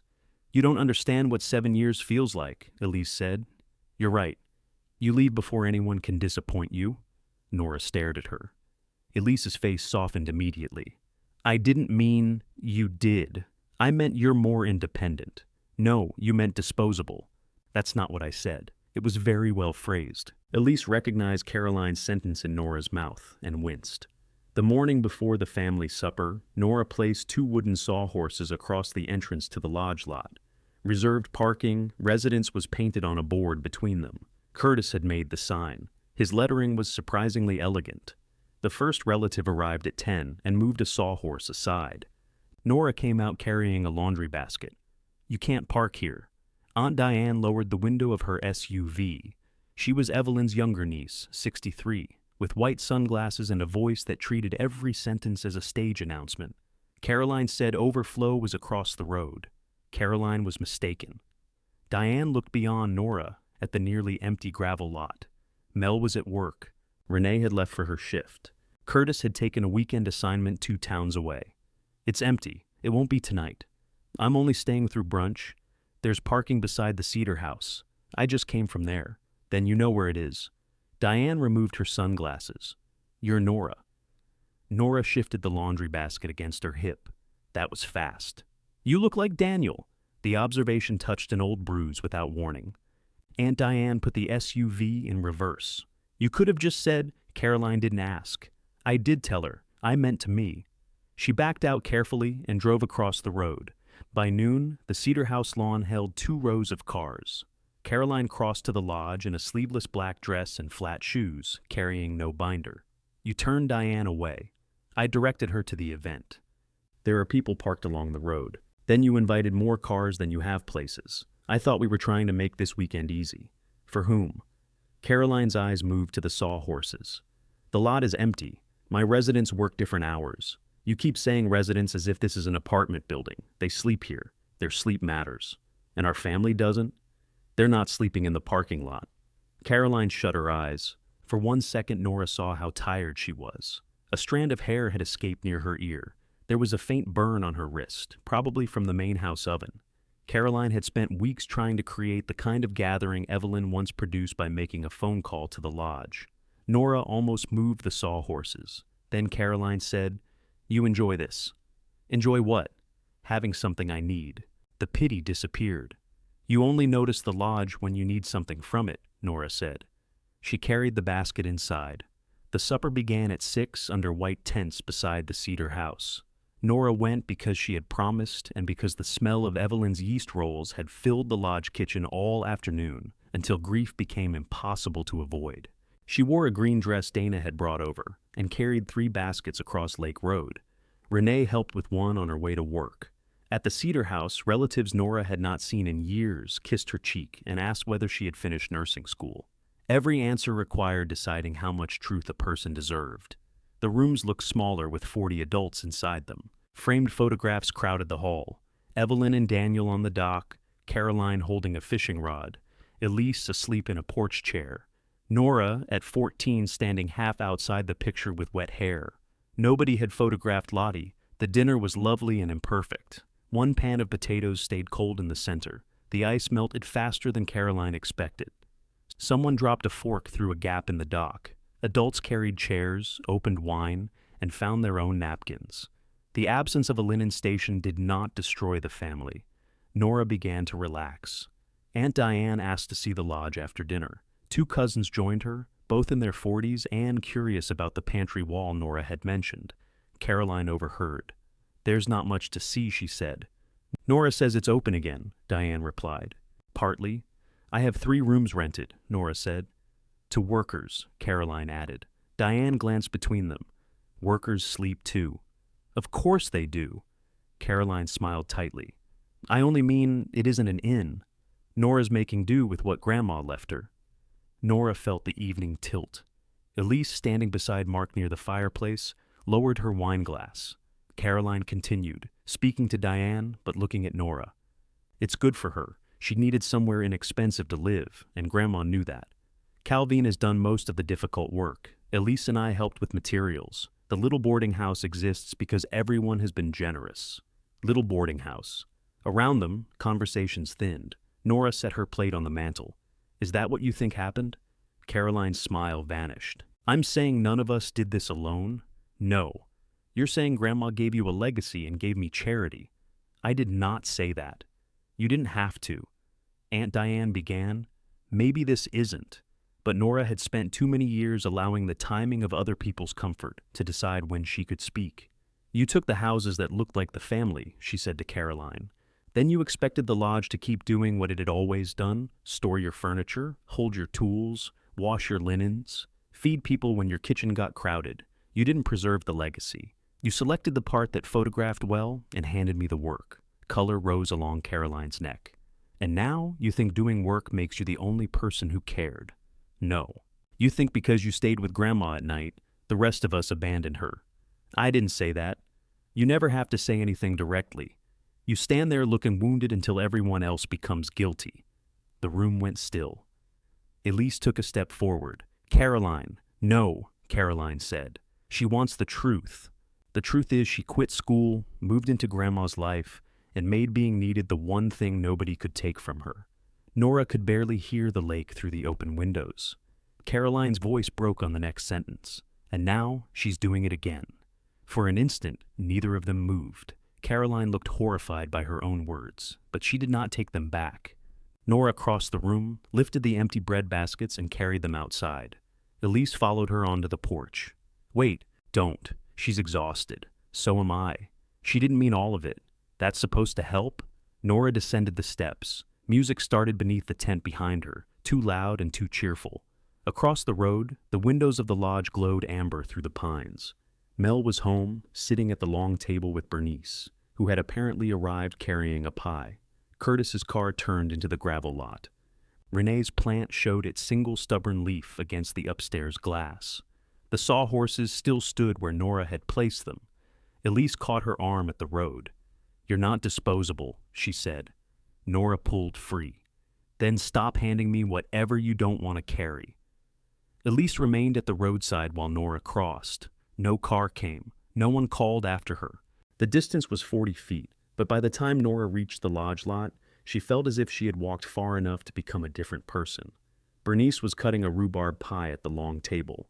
"I brought 6 slices," she said. "Then Curtis came home, so now I brought 5. "I heard that," Curtis said. "You were meant to."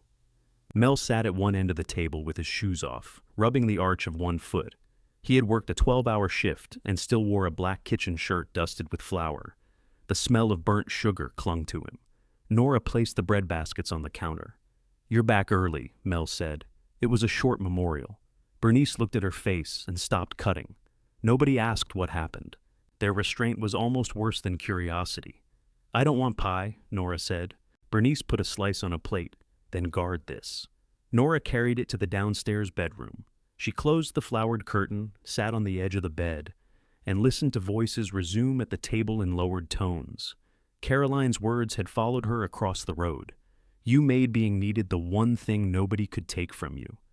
Nora looked around Lottie's room, the clean wallpaper, the wooden platform Dana had found, the lamp Elise had helped wash, the detectors Caroline had installed. Even here, alone, she was surrounded by evidence that she had not done everything herself. That should have made Caroline's accusation less painful. Instead, it gave it places to attach. Nora had quit nursing school because Evelyn needed more care than the family schedule allowed. At least that was the sentence she used. She had not spoken often about failing pharmacology before Evelyn's stroke, or about the panic that tightened her chest each time an instructor observed her, or how relieved she had been when a respectable emergency gave her permission to stop. Caring for Evelyn had been exhausting. It had also made every day clear: medication, meals, laundry. Sit through the fear, stay until she sleeps. Nobody graded love with red ink. A knock sounded against the doorframe. Renee stood beyond the curtain, dressed for work. "You all right?" "Yes." Renee looked at the untouched pie. Bad answer, family. Better answer. She adjusted the strap of her bag. "I'll be back around 7. If the upstairs shower drips, it's because Curtis refuses to turn the handle all the way." "I turn it," Curtis called from the common room. "Turn it harder." The front door closed behind her. Nora ate the pie after midnight. It was too tart, and the crust was perfect. At 4, she left for the bakery, while the Cedar House windows were still bright. Several relatives were laughing on the screened porch. Caroline stood alone near the kitchen sink, visible for 1 second between passing bodies. Nora kept driving. Her phone buzzed while she was glazing sweet rolls. Caroline had written, "I am sorry for what I said." Nothing else. Nora read the sentence 3 times and put the phone back in her pocket. At 7, another message arrived. "I should not have said it in front of everyone." That was not the same apology. Nora did not answer either one. She worked through the remembrance brunch, volunteered to clean the bakery freezer, then drove home after the last family car had left Lake Road. The Cedar House lawn was flattened beneath the tents. Overflow vehicles had torn muddy grooves along the shoulder, but the lodge lot was untouched. 3 empty bread baskets waited on Nora's porch. Caroline's binder sat on top of them. The schedule page had been removed. Nora carried the baskets inside and left the binder where it was. For the next 2 weeks, she and Caroline communicated only through practical messages. Storm window delivery. Tuesday. Truck may need to turn around in your lot. It may turn around between 10 and noon. Main house chimney. Inspector recommends your flue be checked. Already scheduled. Calvin said the lodge chimney was sound but needed a new cap. Nora bought one with Renee's next rent payment. They cleaned the common room hearth, removed a bird's nest from the upper flue, and lit a small test fire. Smoke rose properly. Warmth moved through the room in slow waves, changing the smell of the whole building. Bernice sat at the long table and watched. "That's why it was called Lantern House," she said. Nora looked over. It had a name. Everything has a name. Rich people called it the Caretaker Lodge. People who stayed here called it Lantern House. Why? Storms, fog. That front window used to shine all the way to the curve. Calvin brushed soot from his sleeve. Sign might still be in the barn. It was behind the canoe, buried beneath 2 warped dock boards and a roll of wire fencing. The wooden sign had split down the center. Most of its green paint had peeled away, but the carved letters remained. Lantern House. Nora ran her thumb through the groove of the L. "Can it be fixed?" Calvin looked at the split. "Yes." "How much?" That question is becoming a reflex, so is avoiding it. He named a price small enough that she agreed. Elise appeared the following evening with a cardboard box containing the coffee maker Mark had once taken from her apartment. "I don't need this," Nora said. "I do." Elise walked into the kitchen, set the machine on the counter, and began opening cabinets. Where are your filters? I don't have filters. I have a kettle. You run a boarding house with instant coffee? I run cheap rooms with honesty. Elise put both hands on the counter. Her eyes were swollen. Nora closed the pantry door. What happened? Mark invited another couple to the cottage between rentals. He didn't ask me. That sounds familiar. I know. Did you tell him to leave? I told him it wasn't his house. He said he thought we were rebuilding a life together. Were you? I thought maybe. Elise stared at the coffee maker, but I kept waiting for him to notice what I wanted while making it easy for him to ignore me. Nora leaned against the sink. Did he leave? He took his truck. And the monogrammed towels? I threw them after him. Elise, they were rolled. He's fine. Nora laughed. Elise did too, then covered her face and began crying. Nora did not tell her she had made the right decision. She did not tell her Mark had never deserved her, or that everything would improve. She made tea, moved the sugar jar within reach, and sat across from her at the long table. After a while, Elise said, Caroline's miserable. I assume she was busy preserving things. She knows she was awful. She apologized for having an audience. She doesn't know how to apologize when she thinks part of what she said is true. Nora stirred her tea. Do you think it's true? Elise took her time. I think you like being useful, she said. I think Caroline likes being in charge. I think I like being forgiven before I change. None of that means we don't love people. Nora looked toward the open pantry. Evelyn's name was hidden around the corner, beside the names of people she had worked with and later stopped acknowledging. I don't want guests to need me, Nora said. I want them to pay rent and turn off the shower. Then you're doing terribly. Renee likes you. She has poor judgment. She chose the sailboats. Elise stayed until midnight. Before leaving, she took Caroline's binder from the porch and promised not to return it until Nora said so. Summer thinned around the lake. The nights cooled. The White Cottage's rental calendar emptied after Labor Day. Mark did not come back, though he sent Elise long messages that she read and did not answer. Renee's temporary assignment ended. On her last morning, she washed her sheets, cleaned the bathroom, and left the surviving plant on Nora's kitchen windowsill. It hates direct sun, she said. It has one leaf. It's committed. Her room stayed empty for 4 days before a respiratory therapist named Gwen rented it for 6 weeks. Mel left at the end of the restaurant season. A maintenance supervisor from the county hospital took his room on weekdays. Curtis extended through November. The income was modest, but it began arriving before every emergency instead of after. Nora paid down the credit card. She reduced one bakery shift and used the extra day to strip paint from the upstairs doors. Calvin taught her to glaze windows. Dana built a simple website, though Nora made her remove the phrase rustic luxury because neither word survived inspection. They hung the repaired Lantern House sign over the front porch in September. Caroline watched from the Cedar House Drive, but did not cross the road. 2 days later, Nora found Evelyn's old coffee urn beside the lodge kitchen door. A note was taped to the lid. Bernice says this was borrowed indefinitely. No signature. Nora carried it inside and called Bernice. That woman hoarded it for 11 years, Bernice said. She returned it. After I mentioned theft in church. You told me you lent it. I adjust language to the audience. The urn worked after Calvin replaced the cord. It held 40 cups, enough to make the entire kitchen smell like coffee and scorched metal. Nora placed it beneath the old cabinet label marked staff. She and Caroline passed each other throughout early fall. Sometimes they waved. Sometimes Caroline slowed, as if she might turn into the lodge lot, then continued toward the Cedar House. Elise divided her time between repairing the cottage and helping Nora refinish the upstairs railing. She did not mediate again. The weather changed on a Thursday in October. The morning began warm, with yellow leaves stuck flat against the lodge windows. By noon, the temperature had dropped 20 degrees. Wind moved across the lake in hard, visible lines.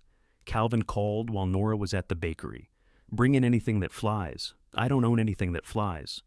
You own garbage cans, porch chairs, and a gutter I recently attached. The weather app says rain. The weather app lives in a phone. Nora looked through the bakery's front windows. Shopping carts rolled loose across the parking lot. How bad? Wind first. 3 inches of rain after. More if the system stalls. She left work early with Hank's reluctant permission and drove toward the lake under a sky the color of wet cement. At Lantern House, Curtis helped her carry the porch chairs into the barn. Gwen filled water jugs. Nora checked the window latches, cleared the kitchen drain, stacked wood beside the hearth, and moved flashlights onto the long table. Across the road, Elise struggled alone with the white cottage's dock cushions. Nora put on her coat and went to help without waiting to be asked. "Caroline's not answering," Elise said over the wind. "Where is she?" "Main house, I think." They secured the last cushion in the cottage shed. Rain began as a fine cold spray. At the Cedar house, Caroline's car stood in the drive. Nora found her on the screened porch, dragging a heavy wicker sofa away from the windows. "You could answer your phone," Elise said. "It's inside. That defeats the purpose." Caroline looked at Nora, hair whipping loose around her face. "Thank you for coming." It was the first thing she had said to Nora in person since the memorial. Together, the three sisters pulled the sofa into the living room. They lowered storm panels, carried planters into the garage, and rolled the porch rug before water could soak it. By 4, the wind was strong enough to shake the windows. "You should both stay here," Caroline said. "The lodge has 3 residents," Nora replied. "It also has an old roof. It has a patched roof, a working wood stove, and Calvin." As if summoned, Calvin's truck turned into the lodge lot across the road. Caroline looked toward the amber light in Lantern House's front window. "I'll call if anything happens," she said. Nora opened the front door. "Call before," she answered. She and Elise ran across Lake Road through the first hard sheet of rain. Behind them, somewhere in the pines beside the Cedar house, a tree made a deep cracking sound. The cracking ended in a crash that shook the road. Nora turned. Through the rain, a pine crown disappeared behind the Cedar house. One of the screened porch lights blinked out. Elise grabbed Nora's arm. "Caroline." They ran back. The wind shoved at them sideways.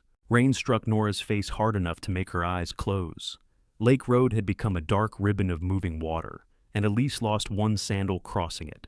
The pine had fallen against the rear corner of the Cedar house. Its trunk rested on the roof above the upstairs bedrooms, branches scraping across shingles and windows. A section of gutter hung twisted beneath it. "Caroline!" Elise shouted. The front door opened. "I'm fine." Caroline stood inside, clutching her phone. "I was calling." The power flickered. Somewhere upstairs, glass broke with a soft, collapsing sound. Calvin arrived behind Nora, carrying a flashlight and a coil of rope. "Nobody goes near the trunk," he said. "Nobody goes onto the roof." "Water's coming into Dad's room," Caroline said. "Then we move what's under it." They climbed the stairs. Rain had shattered one pane in the rear bedroom and pushed a branch through the screen. Water sprayed across the floorboards. A framed photograph of Daniel Vale stood on the dresser beside a ceramic lamp. Caroline reached for the photograph first. Nora pulled the quilt from the bed, while Elise dragged the mattress away from the window. Calvin covered the opening from inside with a folded tarp, fastening it to the frame while the branch scraped inches from his hands. The ceiling above the bed had begun to darken. "Buckets," he said. Caroline ran for them. She returned with 2 from the garage, a roasting pan, and the large copper bowl Evelyn used for holiday punch. Calvin looked at the bowl. "It catches water," Caroline said. "That it will." Another gust pressed the tarp inward. Nora held one corner, while Calvin added screws. The lights flickered twice and went out. The house settled into a strange gray darkness filled with rain. "Elise," Caroline said. "Check the breaker."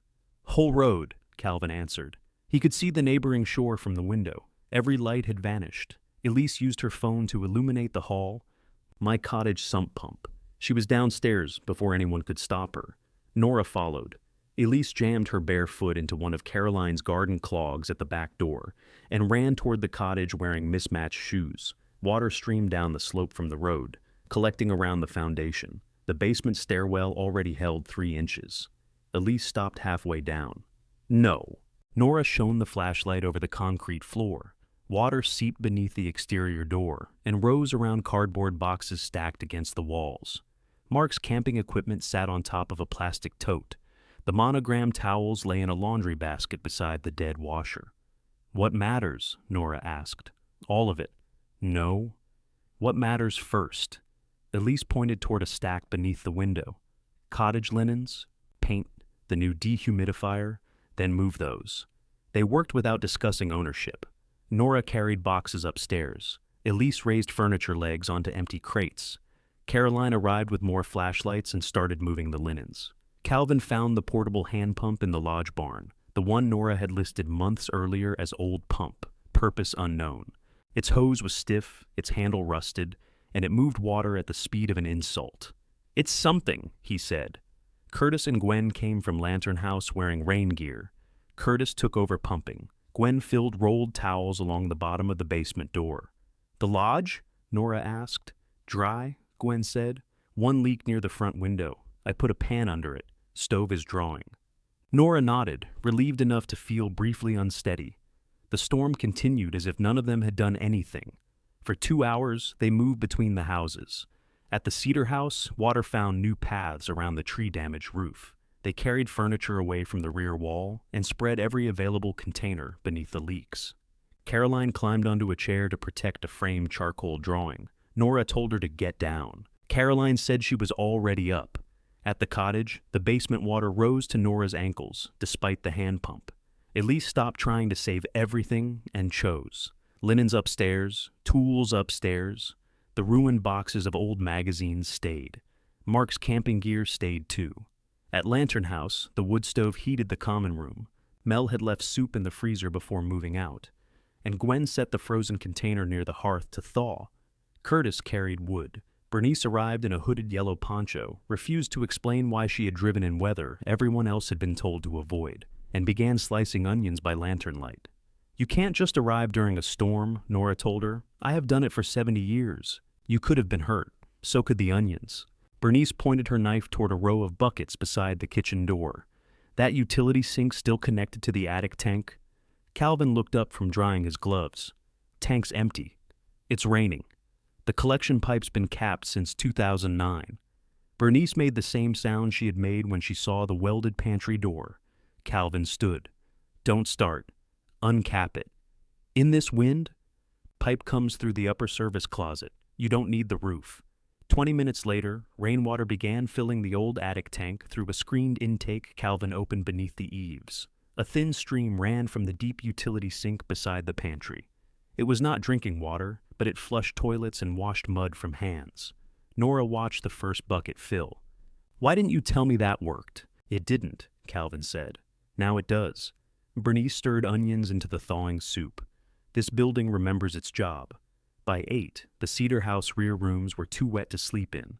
The cottage basement was ankle deep, and the rain showed no sign of stopping. Nora stood in Lantern House's common room, while her sisters hovered near the door. Caroline's hair was soaked. Blood marked one sleeve where a broken picture frame had cut her forearm. Elise wore a Cedar House clog on one foot and a bare, muddy sock on the other.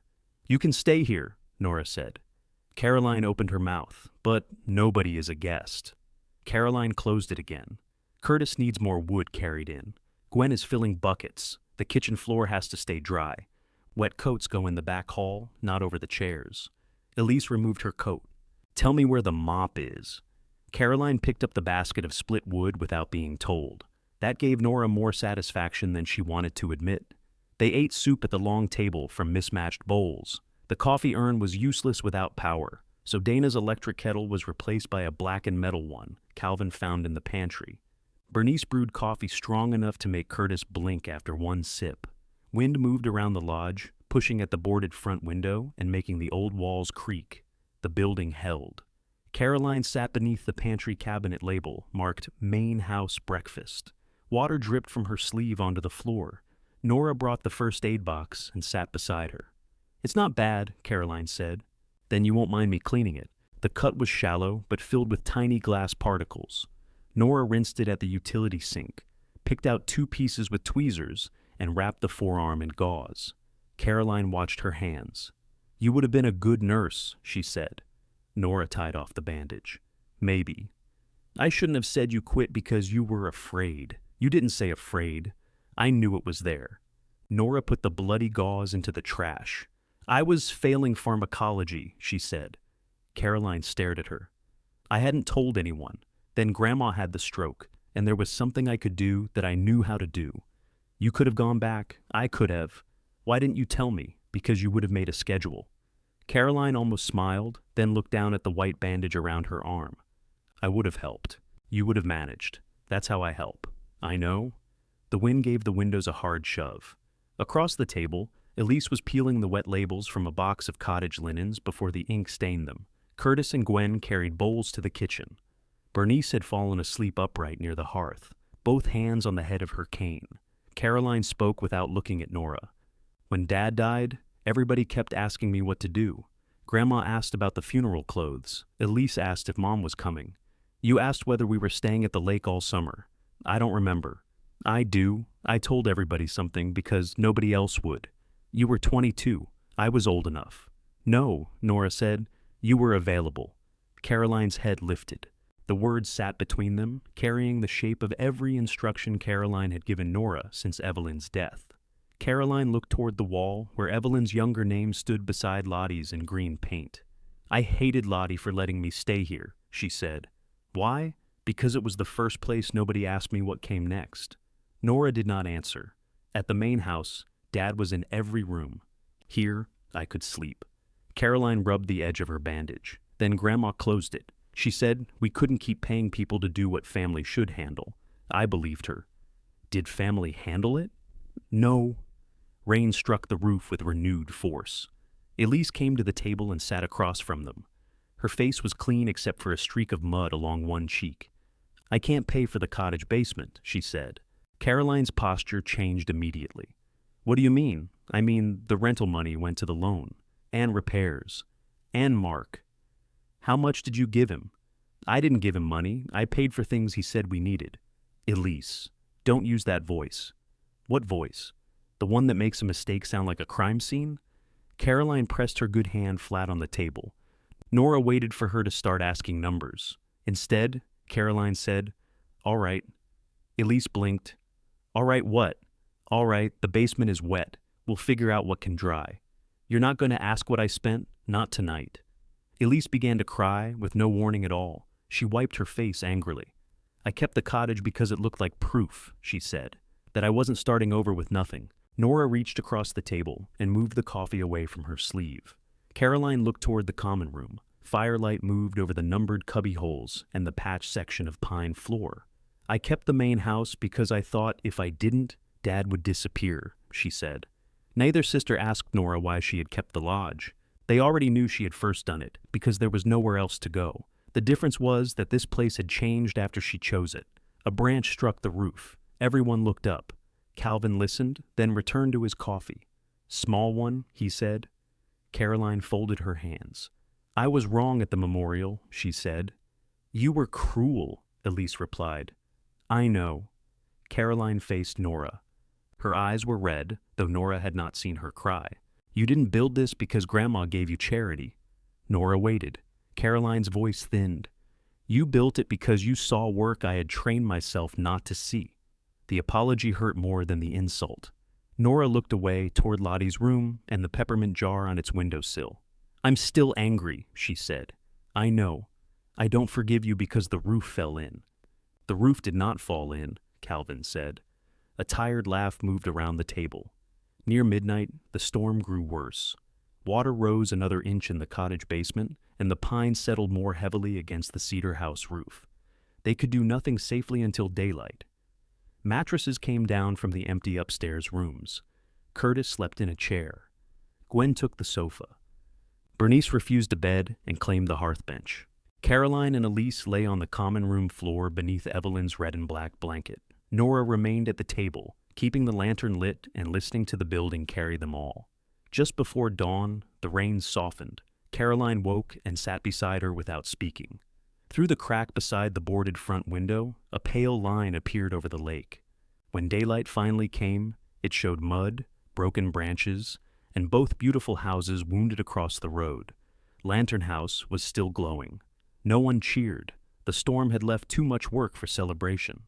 Calvin inspected the lodge roof from the ladder, while the wind was still low. The front patch had held. One branch had cracked a shingle near the chimney, and water had found the common room window again, but Lantern House was dry where people had slept. Across the road, the pine rested on the cedar house like a huge, exhausted animal. They waited for a tree crew before approaching the damaged roof. Caroline accepted this with visible pain. She stood in the rear bedroom beneath the stained ceiling, looking at Daniel's photograph tucked safely under her arm. Nora carried out the full buckets. At the cottage, the water began receding after the power returned. The sump pump coughed, rattled, and sent a dirty stream through the discharge pipe. Elise and Curtis hauled wet boxes into the yard. Gwen spread linens across every chair and railing that remained upright. Mark's camping equipment emerged last. Elise looked at the soaked bags, then dragged them to the trash pile. "You could dry those," Nora said. "I could." She left them there. Bernice made eggs at Lantern House while the coffee urn produced 40 cups of coffee stronger than necessary. Workers from the tree crew ate at the long table with Caroline, Elise, the lodge residents, and Calvin. Nobody discussed who the kitchen belonged to. Everyone washed a plate. By afternoon, the pine had been cut away in sections. The cedar house roof was covered with a blue tarp, and the broken window was sealed with plywood. Caroline stood on the lawn collecting fallen shingles in a bucket, her bandaged arm held close to her body. Nora walked over. "You don't have to pick those up today.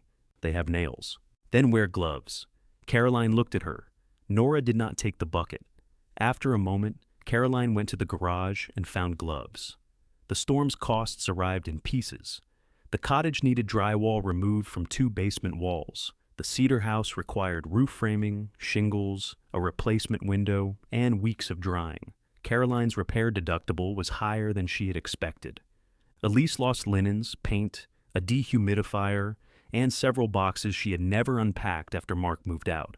Lantern House needed 1 window patch and the chimney shingle. It was not indestructible. It had simply been ready. For 6 days, the common room remained a workstation. Wet objects came in one door, and dry supplies went out the other. Bernice ran the kitchen as though she had been waiting 11 years for someone to make a mess worth feeding. Calvin kept a list of repairs on the chalkboard beneath the quiet hours. Caroline tried to add cedar house tasks. Calvin erased them. "Different building," he said. "I'm paying you. For this building." I asked whether you could also look at the roof framing, and I said next week. Caroline looked toward Nora. Nora drank her coffee. "Next week," Caroline said. On the 7th evening, after the residents had gone upstairs, the 3 sisters sat at the long table. Elise had returned the binder, but its plastic cover was warped from being left in her truck. Nora placed it between them. "I don't want another schedule," Caroline said. "Neither do I." Nora opened the binder to a blank page. "If you need my time, ask. If it's work for your rentals or your houses, either pay me or hire someone else. If I offer, it's free because I offered." Elise nodded first. "No guests get sent here for keys, towels, propane, directions, trash bags, or emotional support." "What if they need directions to the hardware store?" Elise asked. Nora looked at her. "That was a joke, not a good one." "I'm still recovering," Nora continued. "The barn gets divided. We make a real list. Shared equipment stays shared, and whoever breaks it fixes it. Lodge equipment stays here." Caroline folded her arms. "The riding mower has always done all 3 lawns. Then all 3 properties pay for maintenance and fuel, equal shares, based on use." Caroline's mouth tightened. "You can hire your own mower," Nora said. Caroline thought about the size of the cedar house lawn. "Based on use." Elise hid a smile. "And family gatherings rotate," Nora said. "If we're going to keep pretending these properties belong to one history, people come to all 3, not only the houses with docks." Caroline's gaze traveled toward the pantry wall. Evelyn's name was hidden behind the open door, but the green paint showed at its edge. "All right," she said. Nora closed the binder. "That's it?" Elise asked. "That's it. I expected signatures. I expected Caroline to bring stickers." "I have stickers," Caroline said. They all laughed cautiously at first.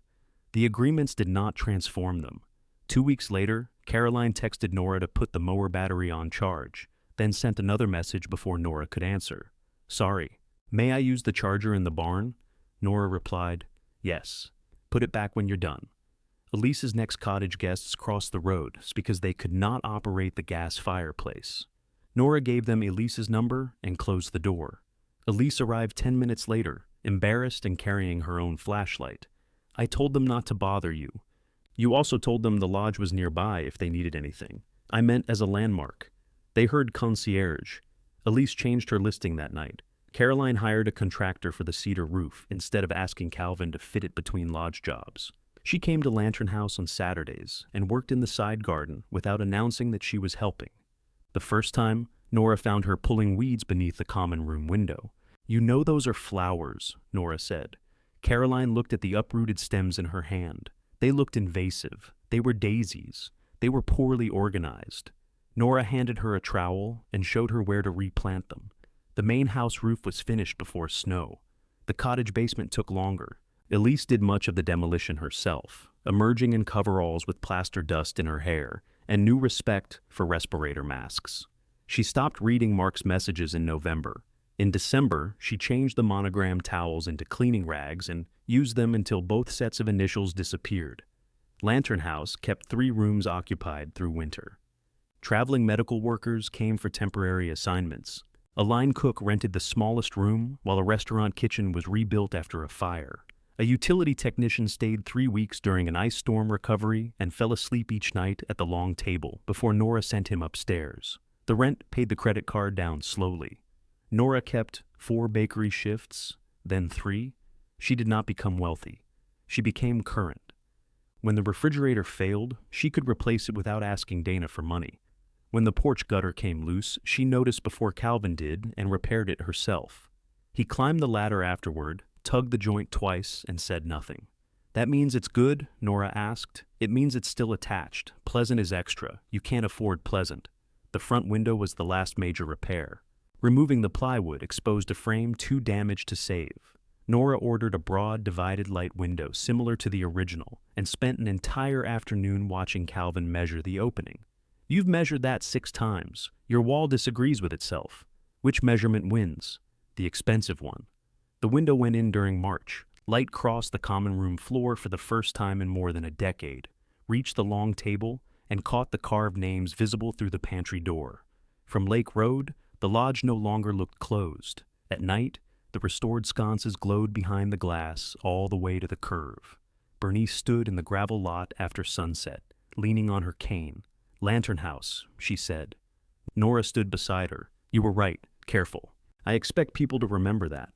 Spring loosened the lake. Snow collapsed from the cedar roof in heavy sheets. The cottage reopened for renters, with clearer instructions and a local cleaning service Elise paid, instead of calling Nora at checkout.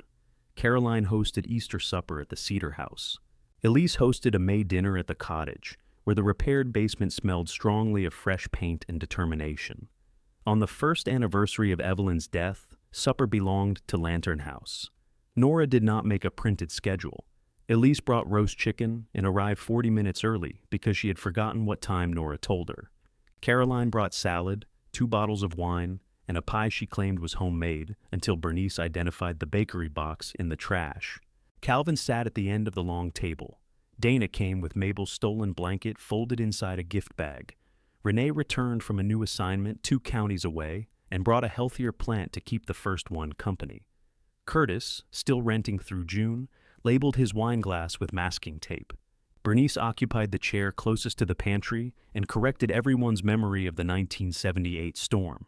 "You were not there," Caroline told her when she disputed one of Evelyn's stories. "I was everywhere then." After dinner, they carried their plates to the kitchen. Caroline started scraping them without assigning jobs. Elise washed, Nora dried. Calvin examined the coffee urn cord and was told to sit down. Later, when the others moved inside for pie, the sisters remained on the front porch. The restored railing from the white cottage ran beneath their hands, its August fog paint already nicked by winter. Daisies grew along the steps where Caroline had replanted them. Across Lake Road, the cedar house and white cottage stood between the pines, windows reflecting the last blue light over the lake. From the porch, the water itself was only a narrow sliver, visible past the cottage roof. Elise leaned against the railing. "The view is better from my place." "It is," Nora said. Caroline looked at her, perhaps expecting an argument. Nora smiled. "You kept the better view." A car passed on the road. Its headlights swept over the 3 sisters and disappeared around the curve. Caroline rubbed her thumb across a chip in the porch paint. Did Grandma know what this could become? Nora looked through the broad front window. The long table was crowded with plates and coffee mugs. Dana was showing Renee the first plant's stubborn new leaf. Bernice sat beneath the old cabinet labels, pointing her cane at Calvin as she spoke. Evelyn's green name remained on the pantry wall beside Lottie's. "I don't think so," Nora said. The answer surprised Caroline. Nora had spent a year wondering whether the lodge was Evelyn's final judgment, apology, or act of faith. She no longer needed it to be any of those things. Evelyn had given her a neglected building because she had believed Nora needed somewhere inexpensive to live. She had been right and wrong in equal measure. Elise slipped her arm through Nora's. "Pie?" she asked. "In a minute." Caroline opened the porch door, then stopped. "Do you want help cleaning after everyone leaves?" It was a small question, properly asked. Easy to refuse. "Yes," Nora said. "I do." Caroline went inside. Nora stayed on the porch one moment longer, looking across the road at the houses her sisters had chosen, and then back through the window at the place she had made. The lake was barely visible from Lantern House. Everyone she loved was not.